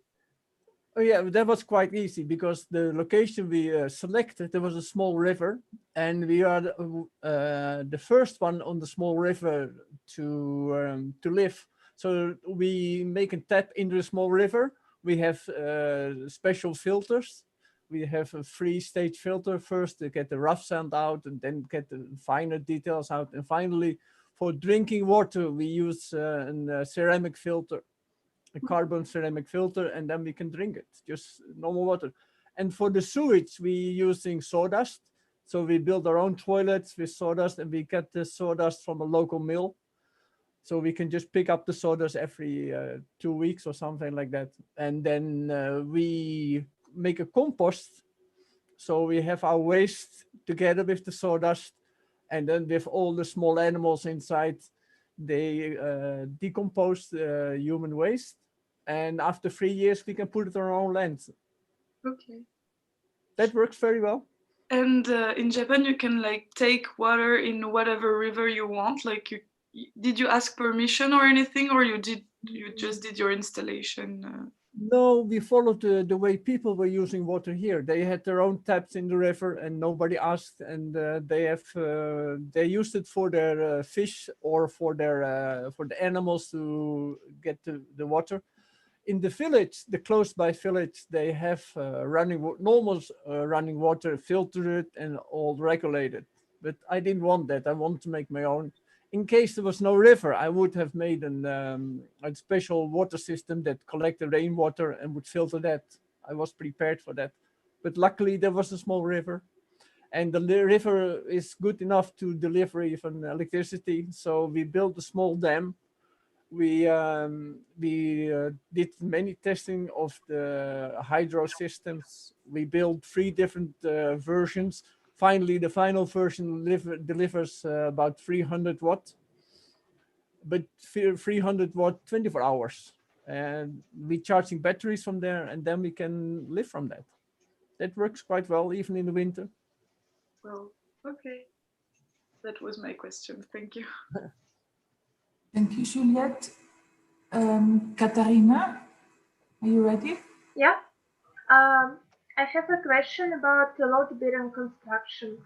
Do you have something like frame to support the XPS, or how is function? Sorry. No, there's no load bearing, hardly any load bearing, because we didn't test, and we checked out the XPS. They had a compression could be about I think 24 kilo per square inch. And from that, we just made some tests, and it didn't break. So that was fine. And we glued it together and made it bigger and tested it again, keep testing. And some parts didn't work. So we had to change the structure. But the whole idea was to build 2 boxes on top of each other.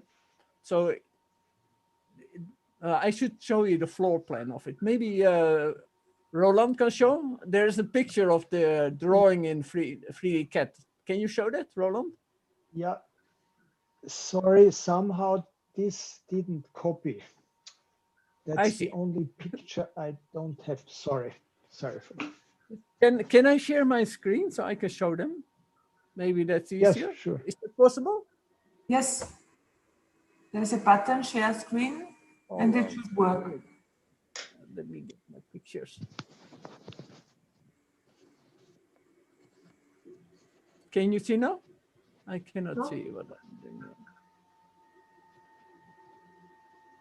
Hold on. I cannot. Maybe you can see. Yes, we can. You can see this one probably. Yeah. So basically, oh wait, let me get my 3D CAD program. That's easier. I can share that. Hold a second.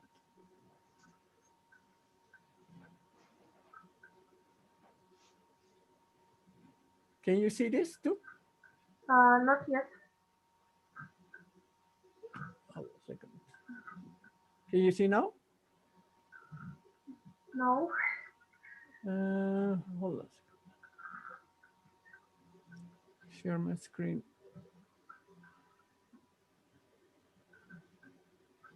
Can you see now? Yes. Probably you should be able to see that. So if you see can you see my cursor too? Yes, yes. The lower part is 1 box, And then on top we have let's say a small, how would you say that, extruding part, the part where the cursor is now, that goes inside the building. It continues, and there's another box on top. That's all, because the two boxes, they are making a very solid structure. And that's all what was needed. This XPS is not standard XPS. It's high density XPS, and it's normally used in tarmacs for airfields. And it's highly compressed and very strong. So, and we just glued it together, and that's all. No internal structures.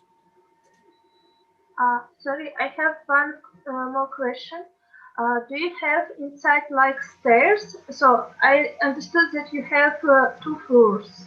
Is it? No, that's not true. It's basically one. And inside is an open structure. I should take the roof off. Hold on, let me see if you can see the roof. Take the roof off, and then you can see what's going on. Hold on, let me see that.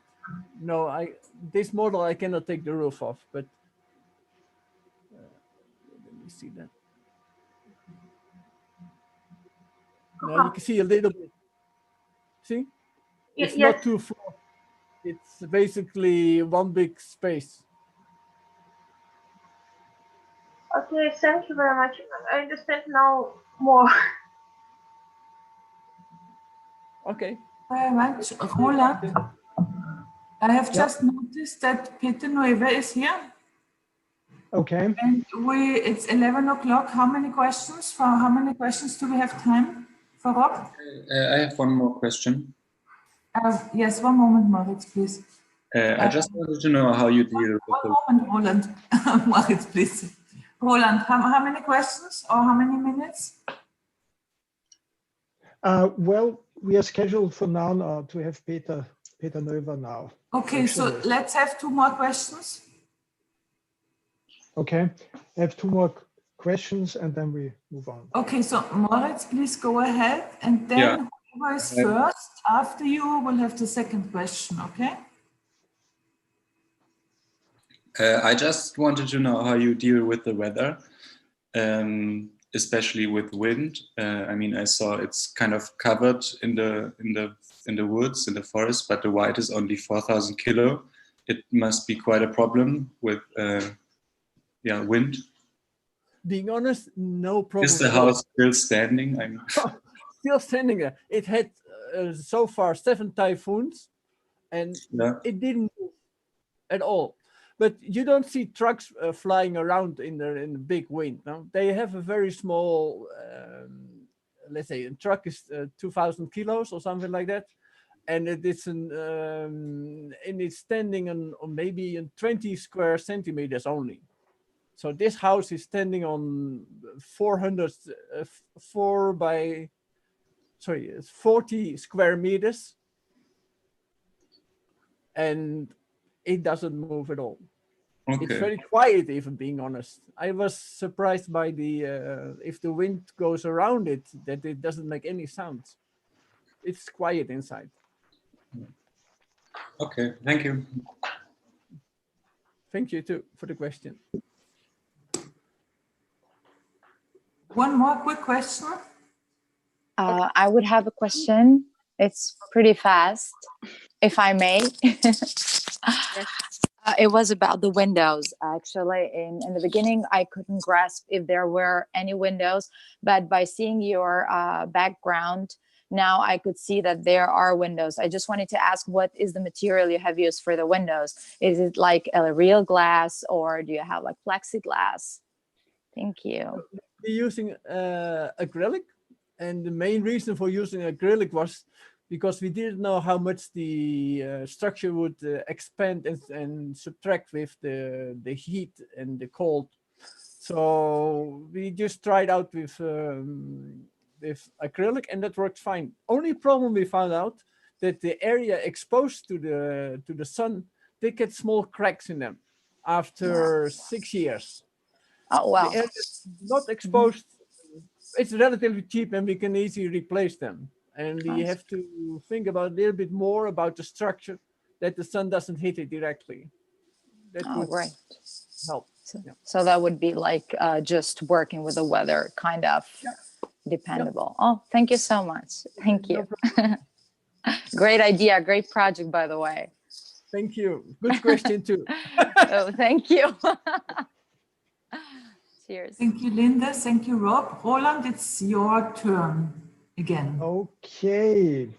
Thank you very much, Rob, for joining us. And maybe I have to consider building a house next time in writing like that. Let's see what the Yes, let's do that. let's you're always welcome to come over. Yeah, and I heard our Landeshauptmann Doskozil is very open for modern ideas. So let's hope for the best. Thank you very much, Rob. Thanks. And now I'm welcoming our next guest, Peter Noever. I briefly introduced him already at the beginning of our webinar. He's a designer, an Ausstellungsmacher, and curator at large of art and architecture and the media, and he was from 1986 to 2011. He was the director of MAC, and is Peter on screen now? Hi. Oh, here you are. Thank you very much for joining us. I wonder why I didn't recognize you right immediately.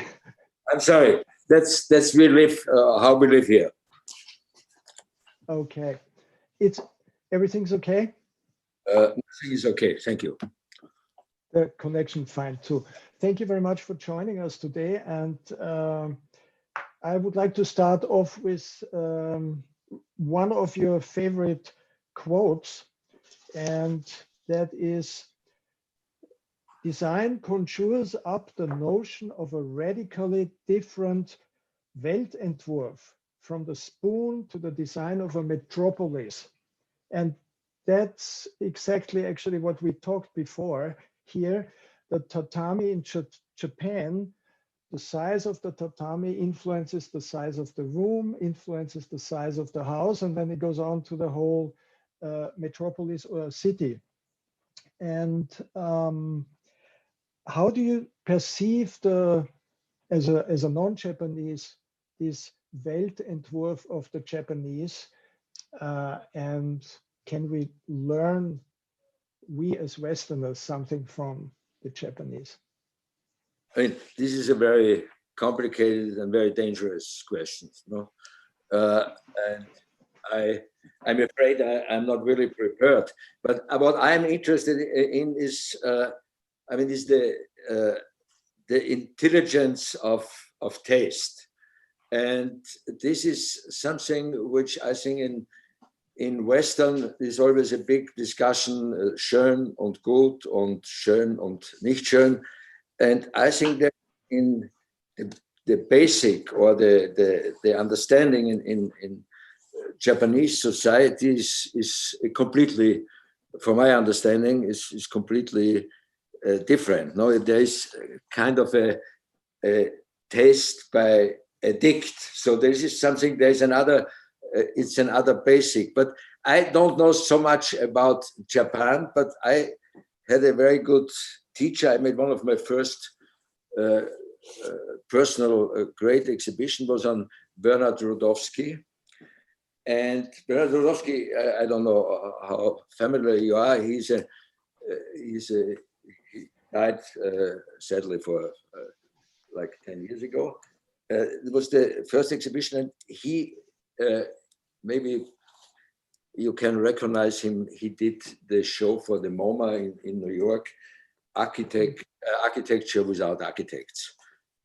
This was in the I think in the middle of the 40s, and it was an exhibition was traveling all over the world, and this is also something which even students are still interesting, and I could not follow your discussion, but I think this architecture without architects, it's more and more interesting, because architects don't have any more power anywhere, and this is just mostly it's a decoration for building to use architects. Nobody uses architects anymore, at least. So, but this is not the question was, I think I just want, I learned a lot. He wrote he published a book. It was The Kimono Mind. And this is a very, was very important for me to understand a little bit on Japan and Japanese. And I think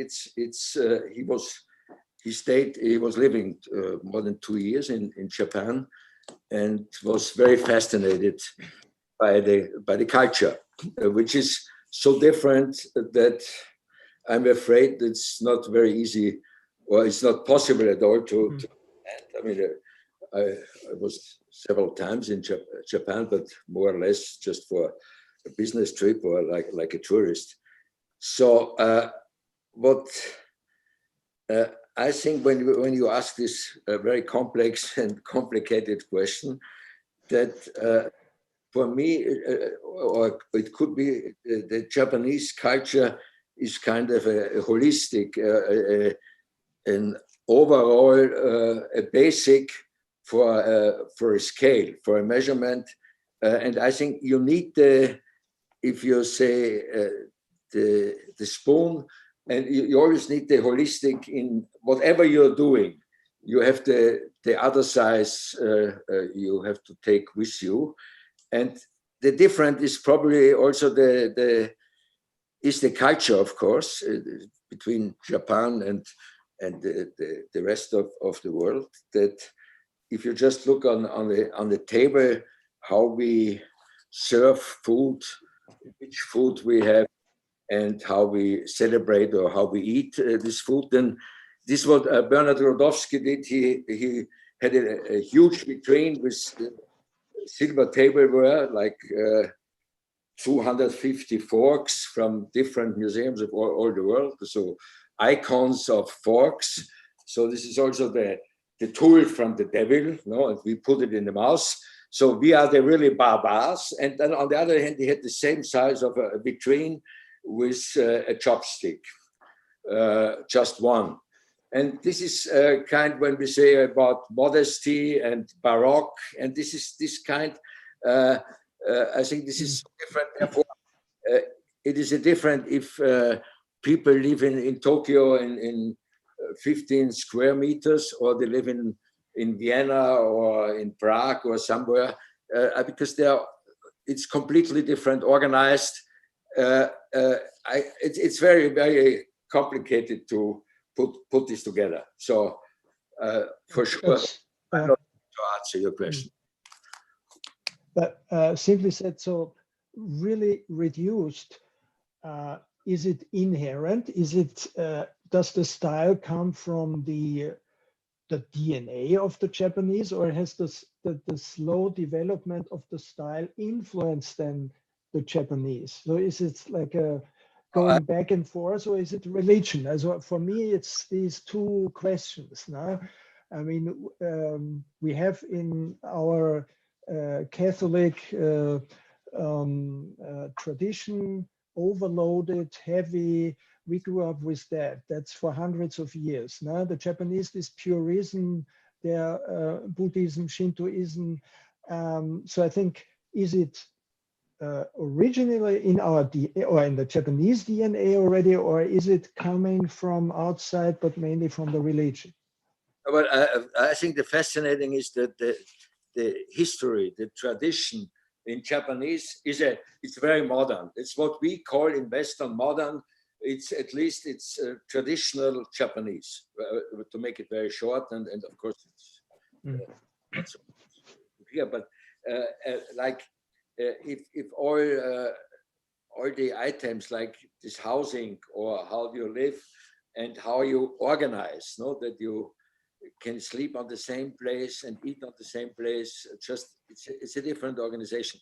So and it's a different development in history, and of course it's the religion and everything. But I think Japanese is now it's the influence of the Western in Japan This destroys, of course, Japanese culture. There's no question about that. But Japanese is, in my understanding, and even if you look at Japanese architects, and I just was confronted now with, you probably know, Tsuyoshi Tane. No, he lives in Paris. He's a quite young architect.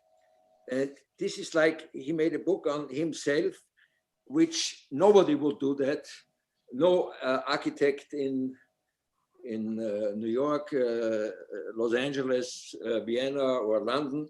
So this is, he really goes back to the roots and without, it's not kitschy, and it's very basic. He is, he's in a certain sense, and he's doing interesting architecture. And this has a, I think you can probably, you can understand if you see the architecture and doesn't know anything, that his roots are Japanese, no? And this you can see with many architects who are now famous and also building in America or wherever, that there's also there's a little difference to, I mean, I don't know if this doesn't have to be all the time, but Japanese has a very strong impact, no, in this kind of this basic which people take with them. You have your the pit in Burgenland. It's a kind of a, I see it as a land art installation in a way that you have in Burgenland. You invited already in the 70s Austrian artists like Walter Pichler to make installations there. And last time when I visited, I saw from the aesthetics, that purism, I saw a relationship between, strangely as it sounds, between these Austrian works and this Japanese purity.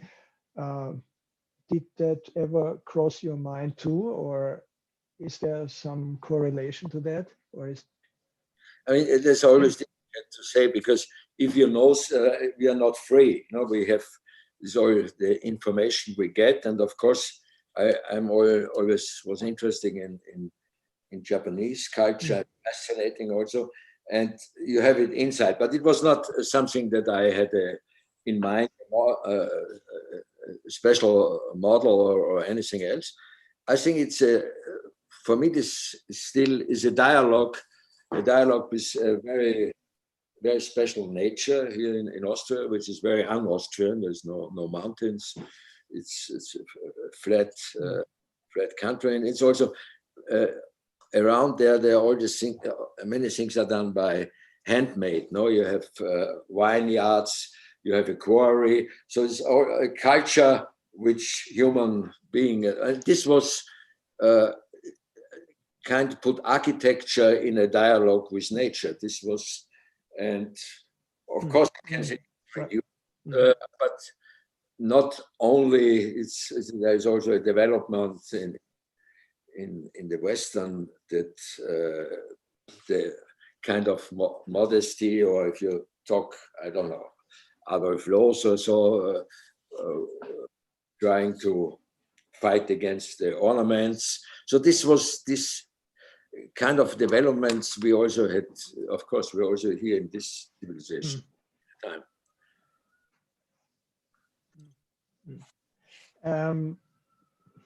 What time we have in our, yeah, we still have a little bit time.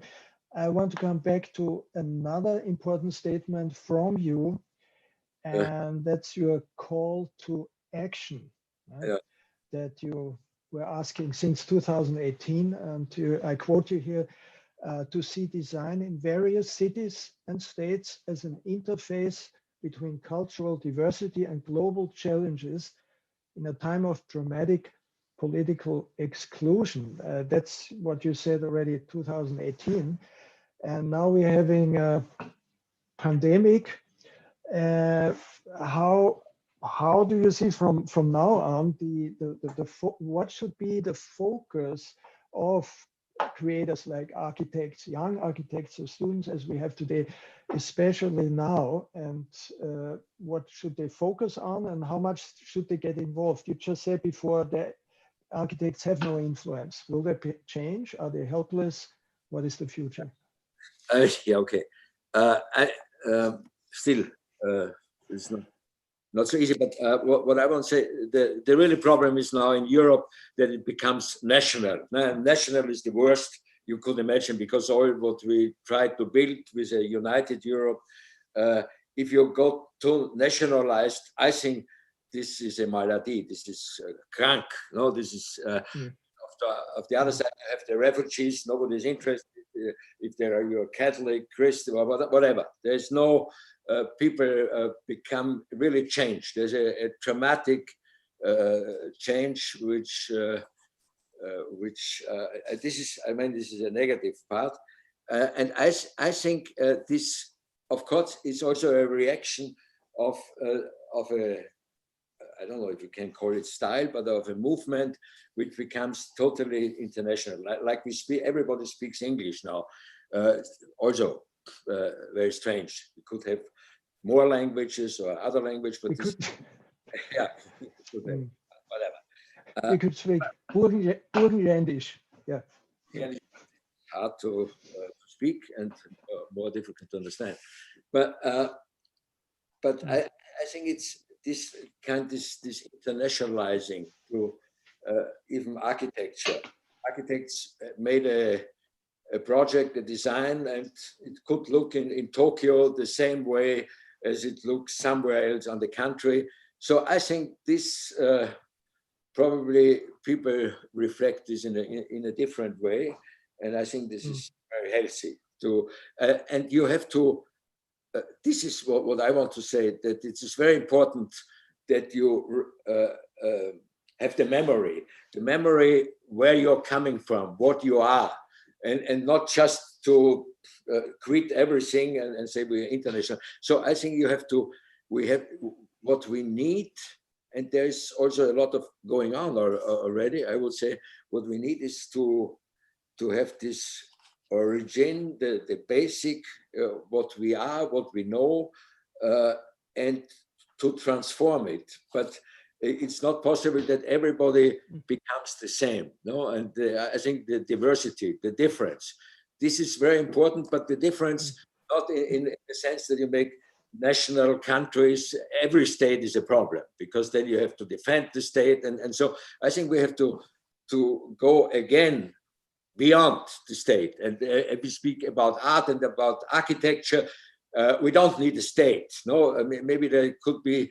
something completely new, but now it is. It looks very bad. Like America did it, Europe, every tiny little country wants to, even this Corona epidemic now, everybody they're looking in Switzerland, in Germany, in Italy. Everybody has his own national disaster, and the European Union, and I think it has nothing to do maybe with art and culture, but on the other hand, it's the impact or the Ausgangspunkt, the basis is of course that we need more the voice of art in this whole surroundings we are. It's all. Well, I think that says it. That says it all and rounds up our tour from Tokyo and back to Austria. Thank you very much, Peter. Thank you. Thank you. Thank you very much for joining us, and we will continue. I will call you then later. Okay. And we will. Roland? We will. Yeah. May I have one question? I will take over. Okay. Peter Noever, just for one. Peter. Yes, please. Yeah, please. Yeah. Sure. We have time. We have time.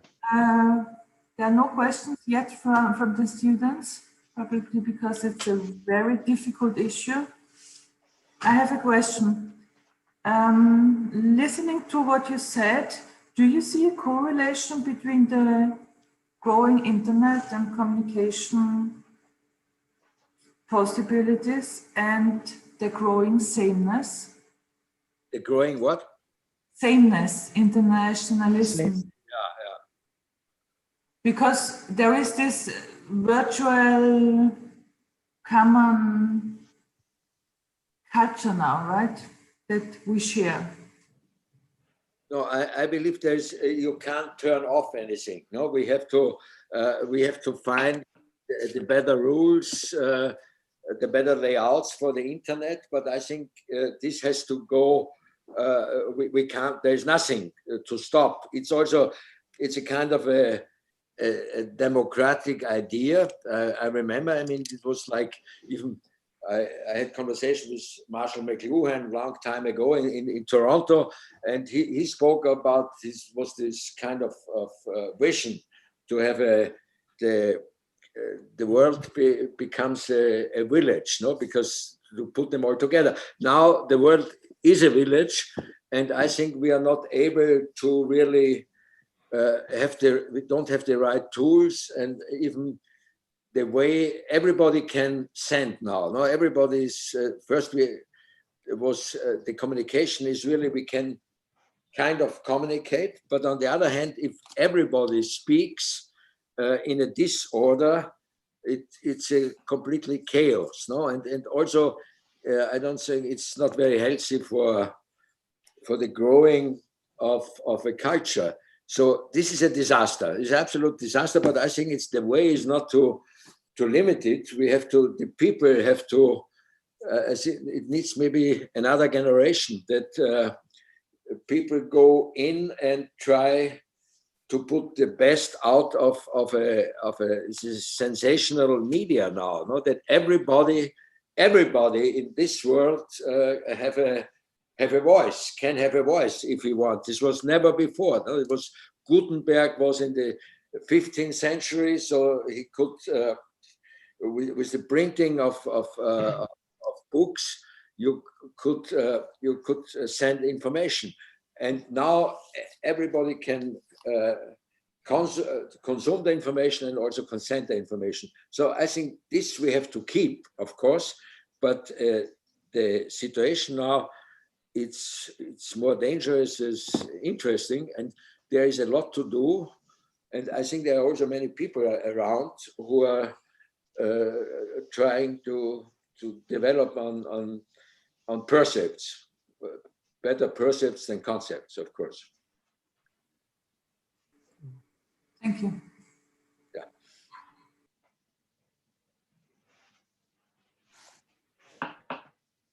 Super. Then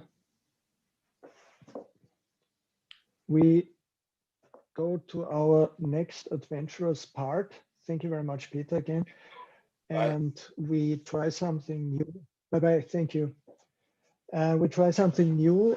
We have to make a short break where I take off from the internet, and then we go live into a Tokyo taxi. Maybe first walk over to the Opera City, go in a Tokyo taxi and ride into Shibuya, and hope that's a hell of a ride, so to speak, and to get some little atmosphere, what it means now at 7:30 in the middle of Tokyo. Sandra, I log out now, and then I log in about 3-4 minutes. Is that okay? Yes, that's fine. We wait for you. Yeah. Okay. So I will be back with my mobile phone and microphone and out on the street. Okay. So in about 3 minutes. Okay. Thank you. Thank you very much. See you soon. Bye. Bye. See you in a minute. So we will wait for Roland now to come back on the streets of Tokyo. Are there any questions? Because when Roland is walking through the streets, it's difficult for him to see the questions. We still have Peter Noever here, and Tomo Suzuki and Odendyk.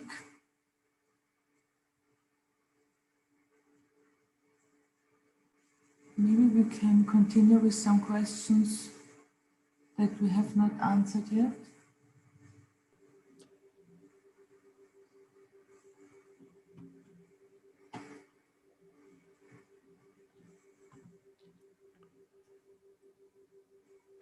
I can take some questions. I saw some questions still for me. If Okay, you yes, want me please. to answer them. Let's do Still there? this. Veronica, are you here, Veronica? You had a question and could not ask. Yes, I'm here, but my internet is also a bit unstable, so I tried to turn on the camera. Basically, my question was answered about what takes the load bearing. Can you hear me? Mm-hmm. Yeah. Okay. What takes the load bearing role in this pink house? But I would still be interested. Like, is this house for continuous? Should it be continuously inhabited, or is it just like for this really emergency, like thought as an emergency shelter, where you're supposed to live just a limited amount of time? How is the conception of this? The whole idea is to make a permanent structure where people can live in all the time. I mean, basically, I built it for myself for testing out the materials and to see what kind of problems I would encounter, and just try to solve them while I was living there. Still solving them. Eh? So there's still issues, but they will come and we will solve it. And then after this project, we will build other houses. So you're based on actually this living in this house inside now. Yes. Yeah. And did you live already in winter there? So yes, it's been there for about 8 years. Oh, cool. And how does the season change feel like? Is the winters especially cold, or because it's interesting since you're using like the entire house is out of XPS, so. It can be cold because we don't have too much power here. So we can only heat it with maximum maybe 600 watt, small electrical heater. But in the summer, it's very cool because, how would you say that? We live 500 meters up and in the mountain, and there's a small river that gives cooling air. We have a lot of cold air coming out of the forest that's just blowing next to the house. The problems we encounter is mold. So the fungi from the forest, they try to infiltrate the house, and if there is not enough airflow in the house, they can stick to the walls and they start to grow. So we have to lower the humidity. If the humidity is below 60, they will not grow anymore. So if we got higher than 60, we have to try to get the humidity lower. Or in some bad spots, we use UVC lights to kill the spores, and they cannot grow more. So it's a balance between nature, surviving, humidity, temperature, and yeah, that's it. It works. So far, it works fine. And how did you come up with the idea of using XPS as using an isolation material as a building material for the house? We did a lot of research, like bamboo and different material and concrete, and tried to find different materials that would and float and be strong. So we finally decided that it makes it as simple as possible, a material that can float, that is isolating and easy to manipulate. So we can easily cut it. And when we were building the house, we didn't make it too big because 2 floors will be hard to make, I think, without an internal structure. and we decided that about 40 square meters, that's big enough for 2 people to live in easily.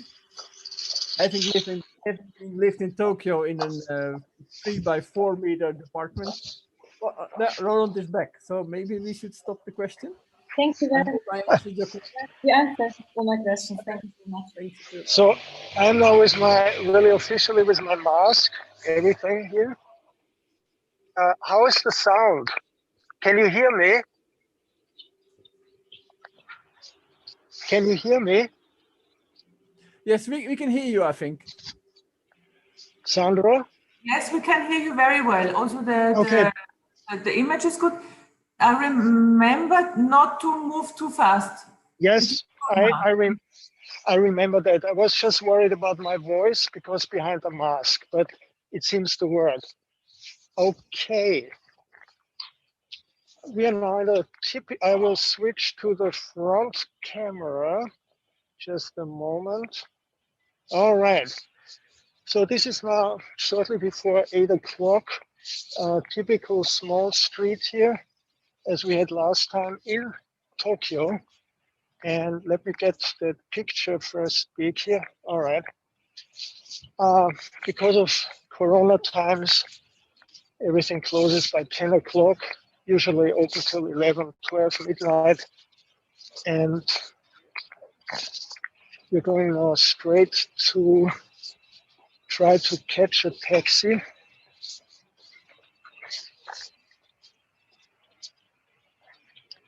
People jogging, not everybody with mask. This area is in Shibuya, in the center of Tokyo, called Hatsudai. And we're coming now to the one of the big highways that are dividing Tokyo. And we are nearly out of this here. So now you can get a feeling of how close actually buildings, apartments are built to the highway, for instance. You can see here a typical apartment building. We talked before about the balconies. Here you have them again. Pure places to dry the laundry. And now you see the highway, Autobahn, just a couple of meters next to the apartments. We are now in one of the rush hours here. Overpass here to the office, right a couple of meters next to the highway ramp, and traffic going outwards. Again, because of Corona, offices close earlier than usual. This is a typical pass overway. And we are right here at the Tokyo Opera building. So downstairs is the opera, a couple of meters next to the highway, and above the opera highway tower, 54 stories high, and next to it, the zigzag tower with the tipped pyramid cover. You saw the photos in the presentation where the movie Lost in Translation was filmed.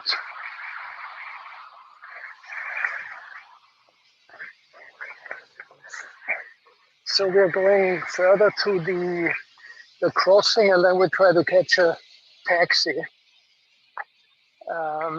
Performances are going on in movie theaters and in the opera here too, but with empty seats in between.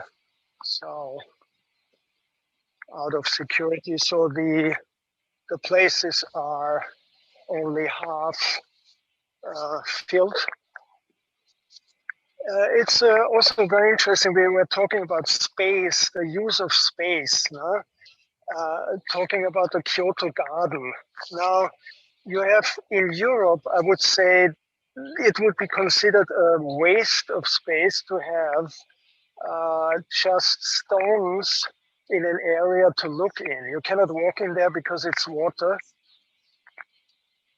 That's a big courtyard filled with water and stones just to look at. We will go over there a little bit. You can see it more. Maybe let's go up here a little bit.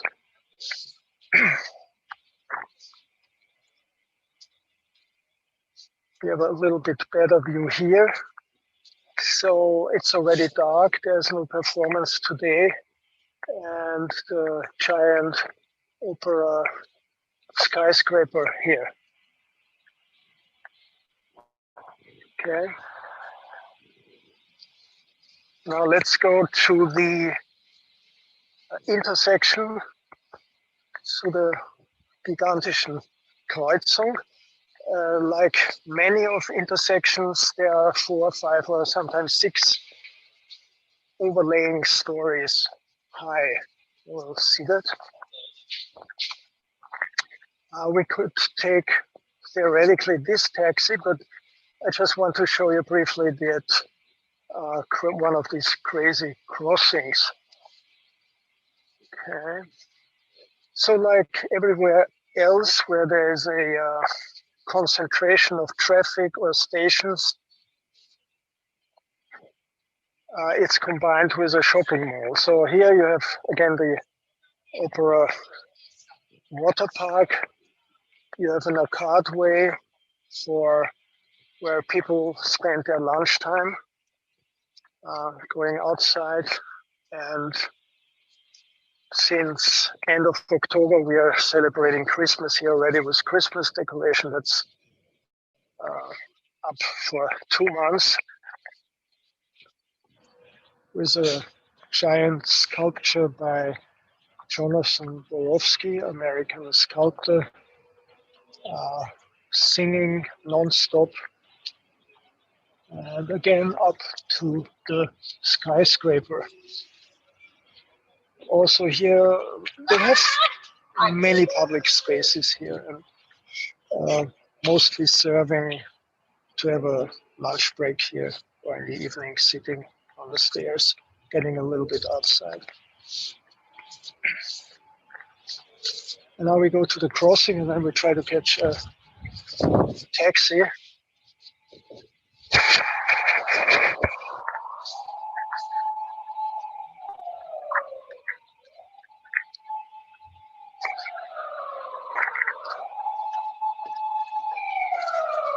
People slowly going home. It's got quite cold here.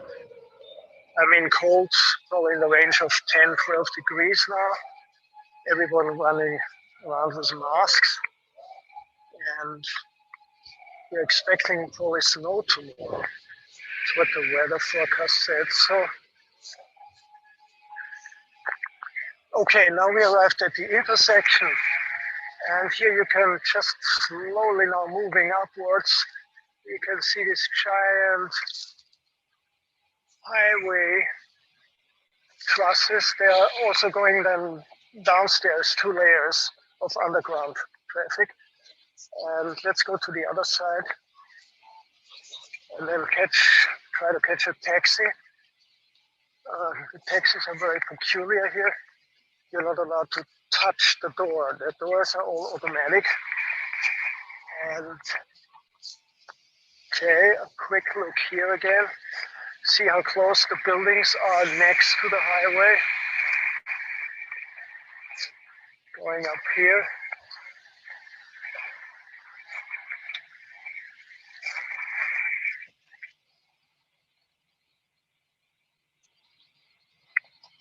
And again, the Park Hyatt, the Shinjuku Tower, where the movie was filmed. So we have to go to the other side. We have a left side traffic here in Tokyo, like everywhere in Japan.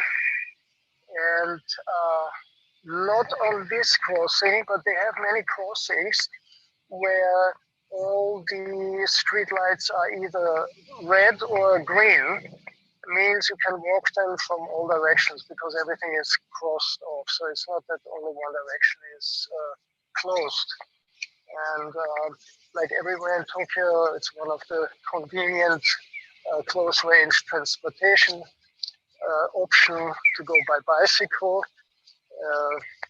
A special bicycle, especially for mothers, and you have then on the back seats for kids and the front kids, and maximum for 3 kids to take on your bicycle. In Kyoto, it's much more easier because everything is quite flat, and Tokyo we have many hills and ups and downs, and so for a bicycle, but for a close range to get to the subway station or to for in another district, it's okay. But usually it's a combination of bus. You take the bus, you take the bicycle, then you change to a taxi, and then again a train. So it's a combination of several possibilities in order to get from one place to another.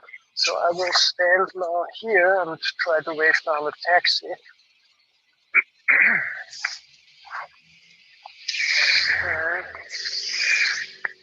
Let's see where we are now.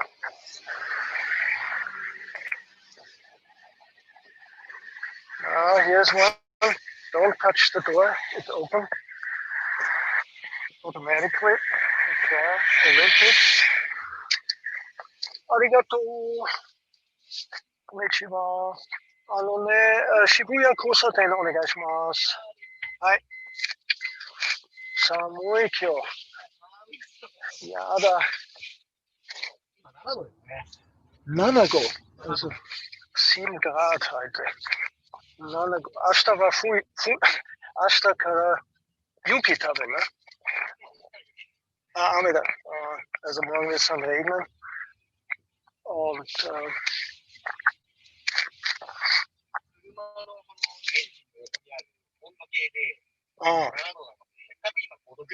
wow, 5度。Okay. 今の私の友達、ウィーンの友達とちょっとビデオを見せます。そう、今の運転手さんからの景色を見せます。そう、今ちょっと話す、ドイツ語話す、und, 今 Live-Video. So, ich habe ihm gerade erklärt, dass ich jetzt gerade auf Video bin und nach Wien das ausstrahlt. Jetzt sitzt man im Taxi, hinten ist immer ein Bildschirm in jedem Taxi, also mit Advertising, eigentlich nur Advertising hier. Und meistens ja, business-related. Dann, wir fahren natürlich links, we are driving left side, and the basic taxi fee, as you can see, is 420 yen. That's the starting. That's about like €4, about €3.80 to start with the taxi. Not so long ago, when there was no GPS system, you had to bring with you a printed out map. Also, if you wanted to visit a friend or you go to a restaurant, you got by fax, you got the location, sometimes hand-drawn map. And you took that fax with you, you gave it to the taxi driver because the streets, they have no names. I mean, maybe the big highway roads, but small streets have no name. The districts have numbers and houses have numbers. But depending on when the house was built, then you got the next number. So if another house was built half a year later, then you got the number 12, the next one. So it's not linear. The numbers are all mixed up. So you needed a map. Now with GPS, it's much more easier, of course. And as a last resort, in every block, city block, is a police station. It's called Koban. And you can go in there they have a big map on the wall there, and policeman is there actually to explain where everybody lives. So they also make their rounds once or twice a year. They knock on every door and they ask if everything's okay, and they are very familiar where everybody lives.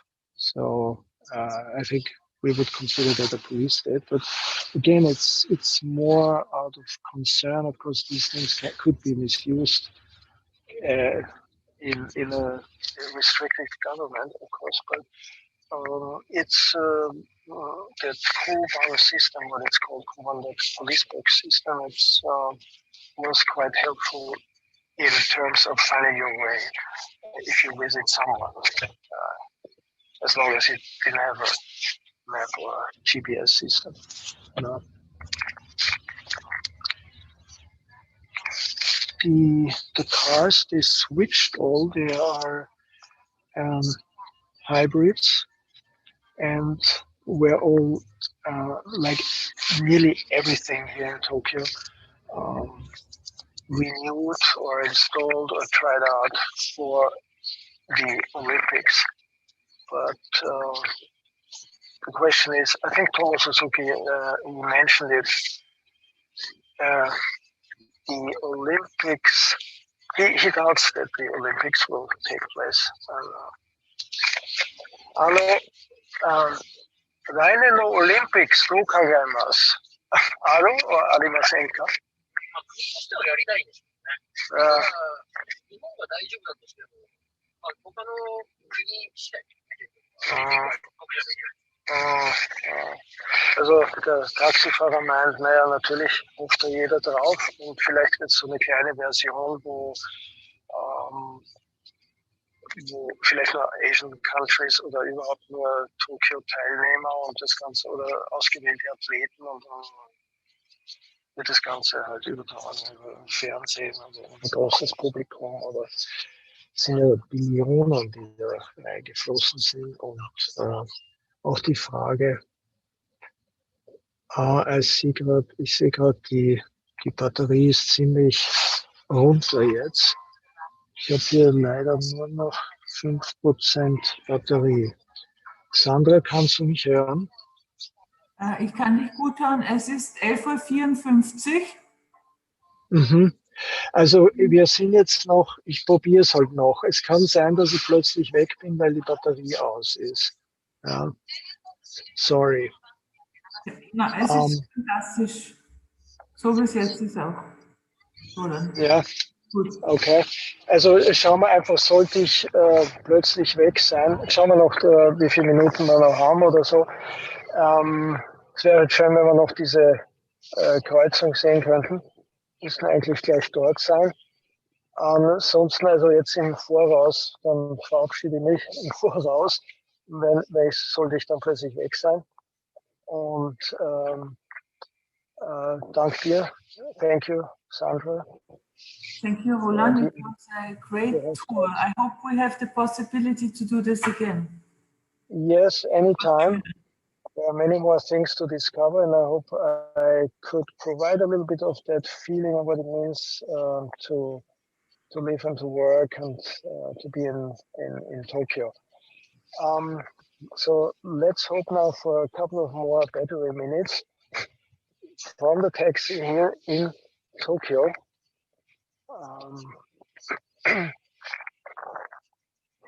As I mentioned also before, I mean, of course, we have here all these apartment buildings and all that, but most of the people, or the most part of the population, is living 2 hours outside of Tokyo, or actually within Tokyo, but it takes 2 hours to go by subway to reach their homes.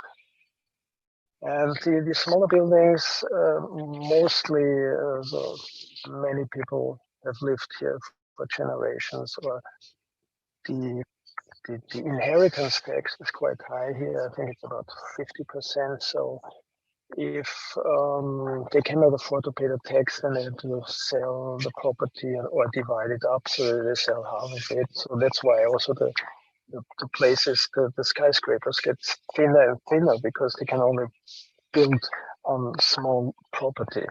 That's also one reason why you have here 20, 30-story buildings that are only 5 meters wide or 6 meters. So it's quite narrow. So it's one room, one floor, basically, but going up 20 floors. It's possible. Now we're up to 1,300 yen. And let's hope that we still can see the Shibuya crossing, otherwise we'll do it next time. Special broadcast from Tokyo. We're going down now.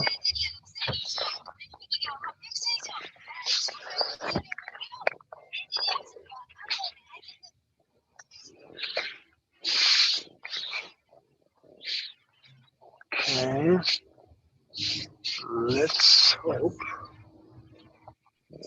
Roland, you get a lot of thank you that you don't see, I'm telling you. Okay, great. Thank you all. I really hope we can. This was a kind of experiment. That we started it already, of course, in Kyoto and walking outside, and this was kind of the next step. And finding also out that it works wonderfully with these earplugs, because the sound quality, I didn't expect it, is quite good. I'm not using a microphone here; it's only the microphone in the ear. Galaxy earbuds. So that gives a lot of new options actually. Oh, here, thanks for, I can read that now a little bit. And also the picture quality, I think this time is not so shaky because I'm using this handheld thing.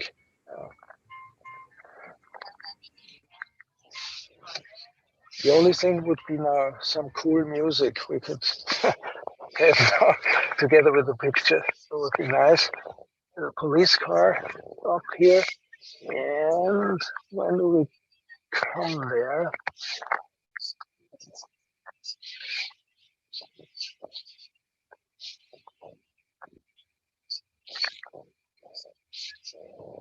Okay, we are there. I hope we still have like 2 or 3 minutes, because then we finally arrive. Okay, here you can see already one of these new skyscrapers in the city here in Shibuya. I mean, it was completely redeveloped. An interesting thing is that, of course, that area was planned already 10, 15 years ago, and they finished it in time for the Olympics. Those giant skyscrapers here we are coming now. But in the style and in the design, if you go to Bangkok now, Bangkok, I think from design and style and everything is much more ahead as Tokyo. I mean, Tokyo looks like in certain places, these new skyscrapers like 20 years ago.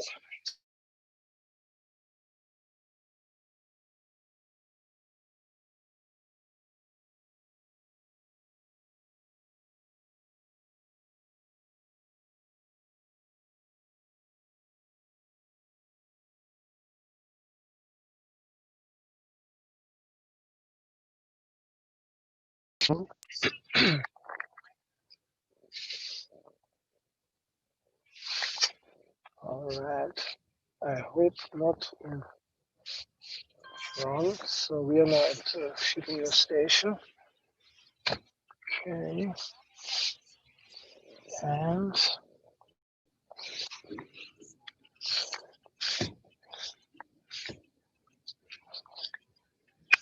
hoping to get to this crazy Kreuzung, the crazy Kreuzung, so to speak. And I'm just preparing my money now. Oh, here we have, here's the Shibuya Station now. And good. I'm preparing here my money already. These are 1,000 yen. Okay. And we're up to 1,100. すみません、私の友達と話す。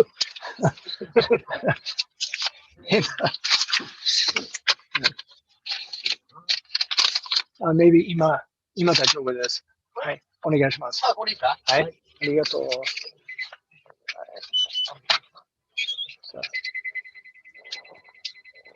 Gut, zweimal drin.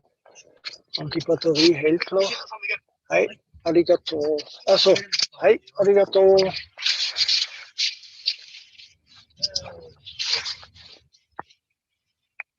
So, jetzt springen wir raus und gleich weiter und dann müsste die Batterie halten. Hi. Arigato, Kyotsukite, ne? Hi. Bye bye. Bye. Okay, wir haben es noch geschafft. Jetzt gehen wir noch schnell rüber.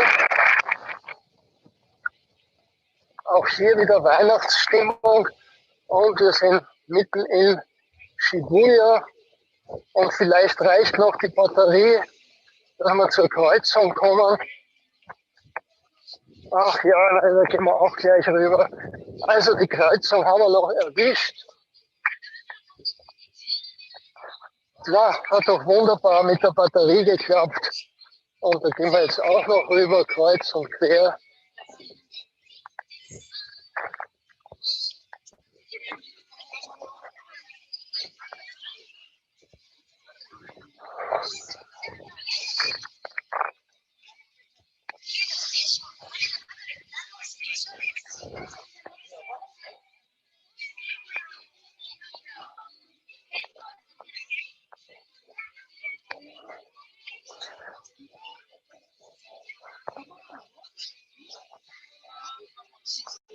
Na, das sind ja wieder bunter Typen, wird wieder gefilmt.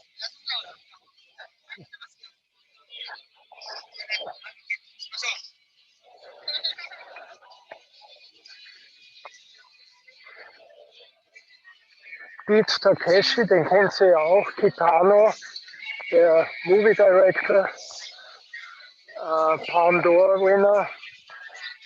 Ja, und so wie alle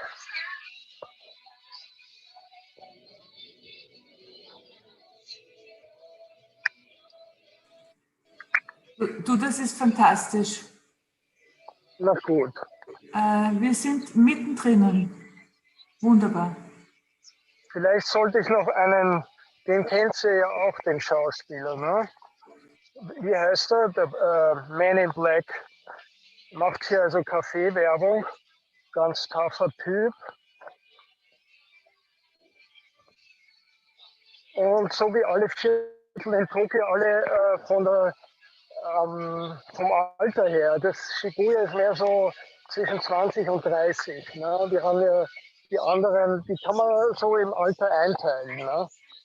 Die anderen sind dann wieder so in 30, 40 Jahre. Das ist so ein Schmuckgeschäft. Hi there. Und ja, man sieht das. Also lively, young und Fashion bestimmt natürlich. Ne? Also man geht da schon mit den Marken, also Einkaufstaschen spazieren. Ne? Also das nicht ein einfaches Plastiksackerl, sondern das ist schon wichtig, dass man zeigt auch die Dior, ne? Oder was man eigentlich da, wo man einkaufen darf. Das muss man schon auf dem Sackerl sehen. Ne? Now I'm changing to German again. So back street of Shibuya. And let's go in that direction, maybe here. Well, restaurants, you can eat, that's open till about 11, 12. As I mentioned before, the subways are all closing around 12, 1 o'clock, otherwise the Japanese would even work longer. And yeah, now it's a little bit more quiet side place. This is wow, I'm getting hungry now. I guess I will have to check out soon and eat What will you have? So I think I should eat something. I'm getting hungry. Yes, but what will you have for dinner? I would love to have well, sushi I could eat every day. And I'm just looking for my robot sushi, but it seems to have gone. It's the sushi with the, oh no, where's my sushi? Then I could join, you could join me.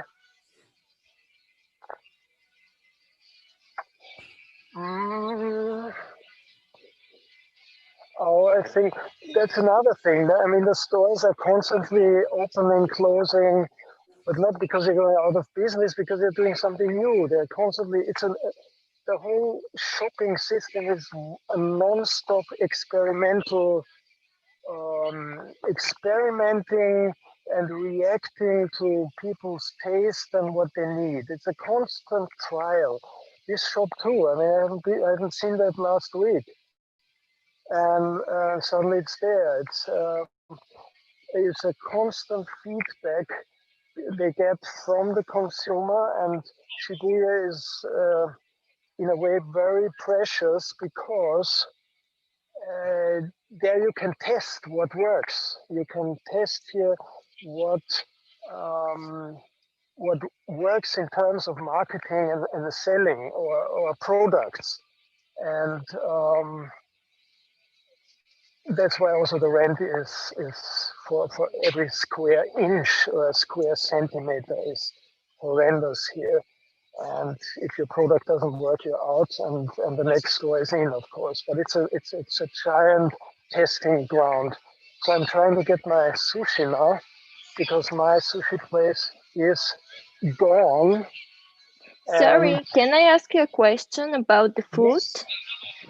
Yes. Is the food mainly Japanese, and is there a difference in the sushi in Europe, for example? And another question about the shops. For example, in Singapore, some of the malls are working 24 hours. How is it in Tokyo?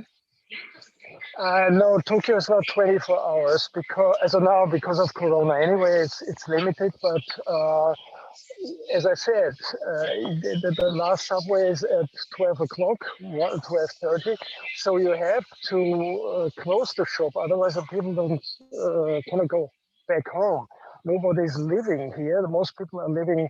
I mean, most people are living by taking an hour with the subway to go home. So you cannot have a 24-hour shop industry here, except the convenience store, of course. The convenience store are open 24 hours a day. And the other thing is, most sushi places in Europe are not run by Japanese, but they are Chinese and Korean. So they're not, and they are designed for the taste of the Europeans. So you have these things with sushi and mayonnaise and all that. So again, other. Okay. Sorry? Yeah, I understand. There is a difference then.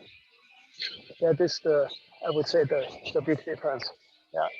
Okay, thank you. You're welcome. So I'm still hunting for my sushi here. Too many designer stores. This is a giant electronic building. We're having 8 o'clock now. Street is quite, not as busy as it used to be a year ago. So, and that is that tower finished this year, just in time for the Olympics. And but as I said, it's not. It's of course quite imposing, but it's not from the design something. There's something from the design you can see anywhere in the world. But I saw when I went to Bangkok a quite different approach of city development. No. And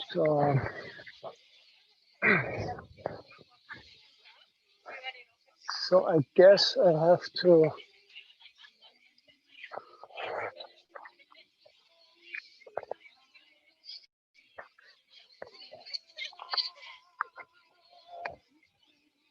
all right, sale. Coming back, so my last hope, I guess I will go to Yoshinoya. Yoshinoya is kind of a simple rice bowl with some light meat and a salad. Maybe I should get that and call it a day, as they say in English. Go to Yoshinoya. It's very basic food, and let's see how it goes here. So let's go in here. All right. こんばんは。上下大丈夫下大丈夫はい。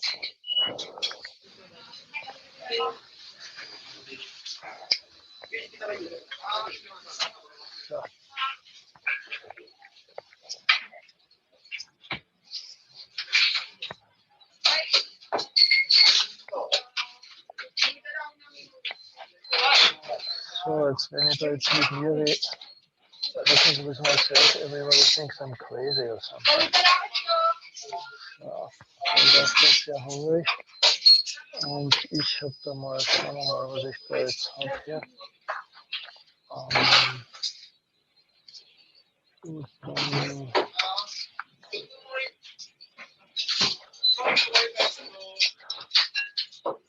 naja, was soll ich jetzt essen? Könnt ihr mir da helfen?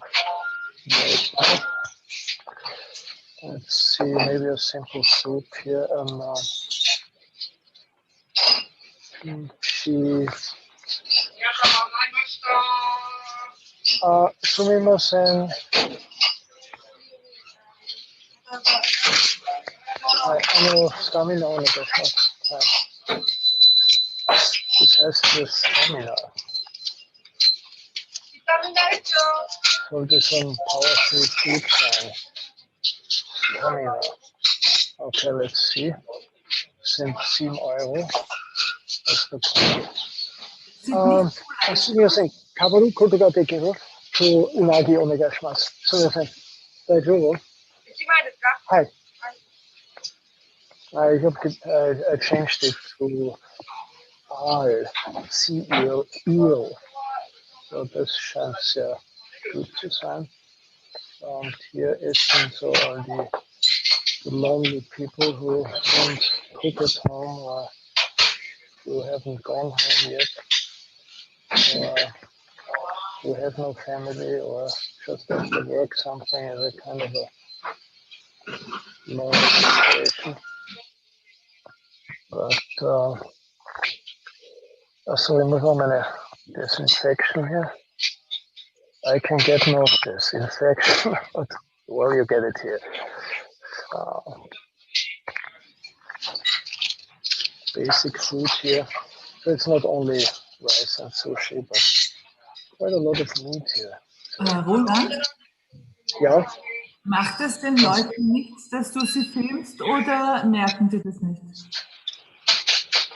Nee, they ignore me because I'm a foreigner, and foreigners are considered still kind of different, strange, or as tourists, and so it's okay. I'm still waiting now. The hardest people here waiting for my eel. That will be my dinner. It's incredible how long you have a question? Yes. How much is, for example, one meal in euro? Yeah, what I ordered now, this is the eel. This is this here. So it comes, I think, with a soup, and it's about €7, €6.50 that meal.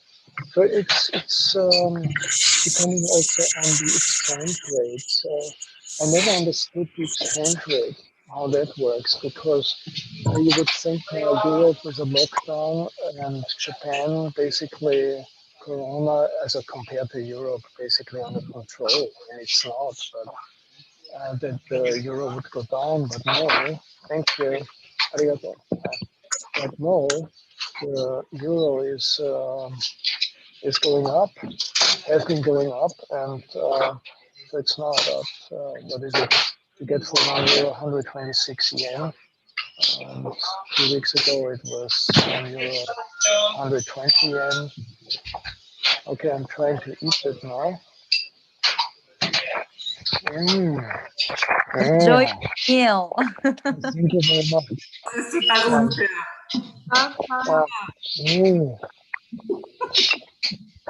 I really needed that. You won't believe it. So hungry. And I'm so happy that the battery lasted so long. I can only say it's a great Galaxy phone. Okay, Roland, ich glaube, wir lassen dich jetzt essen. Oh, I'm so thankful to you for letting me have my meal now. Thanks, everybody. I really enjoyed it. And I hope I see you again with another adventure here in the middle of Tokyo. Thank you very much, Sandra. I'm checking out. Bye. Thank you very much. Bye-bye. See you.